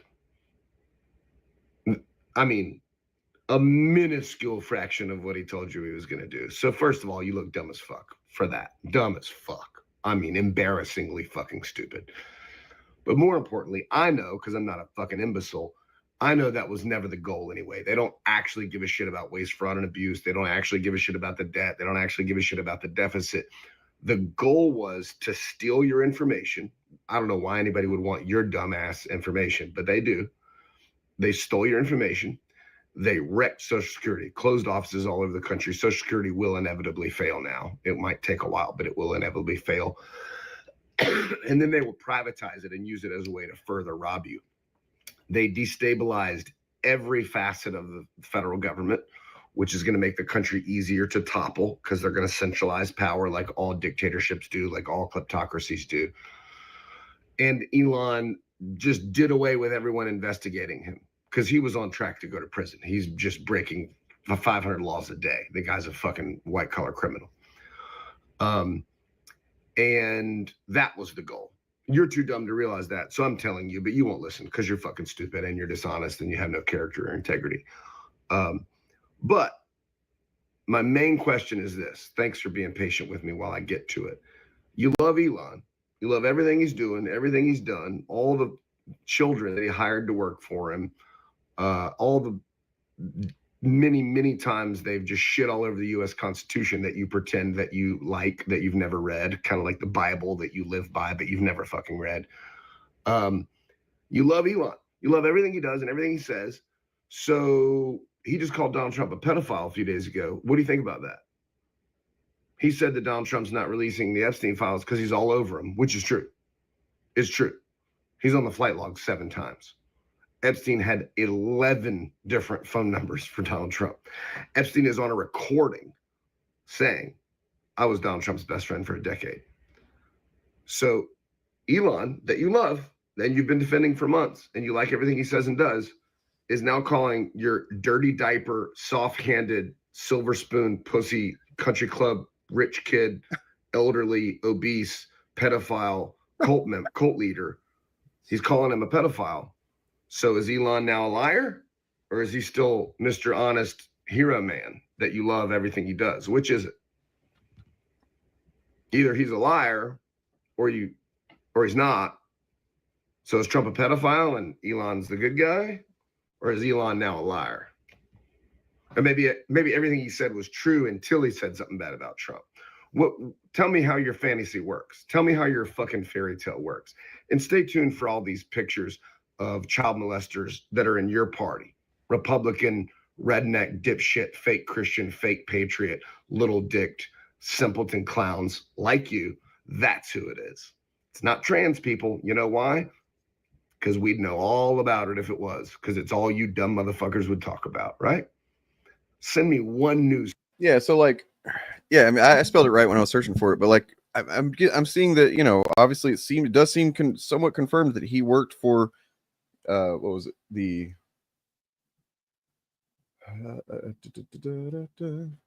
something that Tim Walz appointed him to, but like does that are Chuds are definitely going to use that to mean that somehow he was in league with Tim Walz, right? Like that somehow that's right. That's what they're doing. I mean, there's just goddamn, or that he was just a Democrat, right? It was a nonpartisan board. He was voted to, or appointed to. Anyways, yeah, man, yeah, he does not hold back. I would recommend check him out. He's got a brand new special coming out today, like maybe right now, supposed to drop, called Thoughts and Prayers. I mean, this guy has a swastika tattoo on the back of his left arm, but with like the no strike through. So like, you know, he's a dedicated Nazi hater.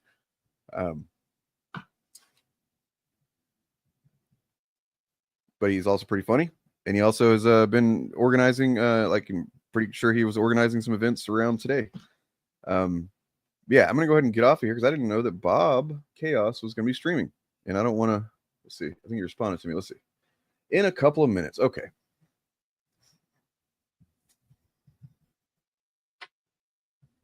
Letting him know that I'll be signing off, and then yeah, we can get out of here. I do want to check some. I want to try something real quick. You remember how whenever I've tried to play music on the channel for a while, like it would just kind of come out to you guys sounding all like it was just being muted almost. I kind of suspect that maybe that's because my channel wasn't monetized, and I want to try doing it now and see if you guys can help me out with that. So just real quick, you know, if you want to leave before this because this doesn't sound like something fun, thanks for being here. Please make sure you're subscribed, hit the like button on your way out the door. If you're one of my hardcore, you know, you're I don't know, you're hardcore AF or whatever, then please help me out with this experiment. Tell me if this starts with me.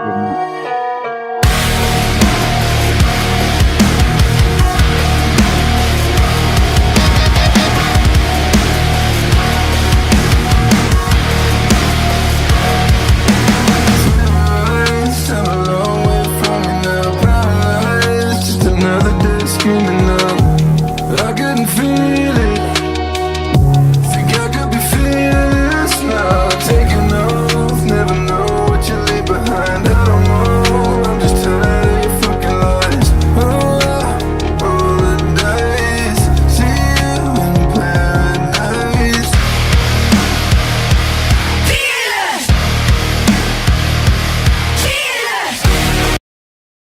Anything? Did the audio change? What happened? Anything? Nothing?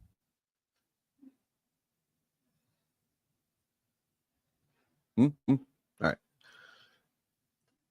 My theory is that because I was not monetized for a couple of years, I was not able to participate in profit sharing.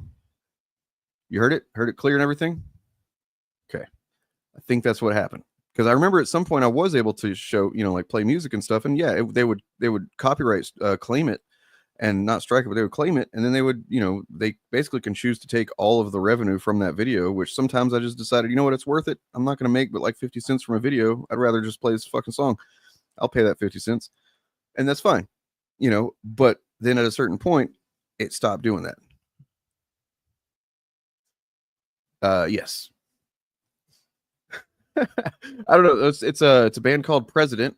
They're still kind of mysterious. They have like 2 songs out. This is the second one, and I think it's pretty neat. Interesting motif they got going on. Just President is the name of it. Very similar in some ways to Sleep Token. There's actually some theorizing that they were involved with Sleep Token somehow. That hasn't been confirmed or denied yet, but I can see it being possibly being the case that that's what it is. But yeah. Forgiveness is a strength I'm yet to learn. I can't bury my head under the sand and hope it makes me feel less. I'll be here to pretend. Just tell me it'll make sense in the end. I can't lie to myself and fucks in my head. I just wanna be fearless.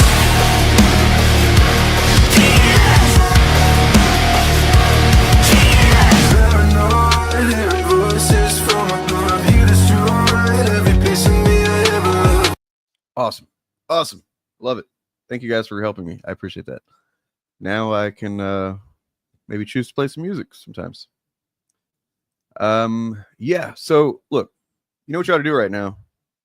If you don't have any plans, and you want more content, hop over to Organized Chaos. He just got quoted on the thumbnail from some far right figure recently. Ask him about that. Ask him why his name is on the thumbnail of a far right video. Like, I'm talking Nazis, man. And Organized Chaos is right there on the thumbnail. Ask him. He'll tell you. Anyway, yeah. You guys are awesome. Thank you for coming to my TED Talk.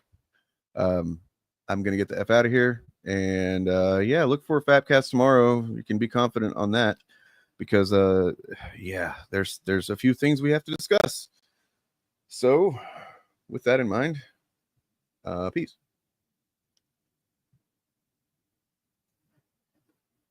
Hey, buddy, eyes up here.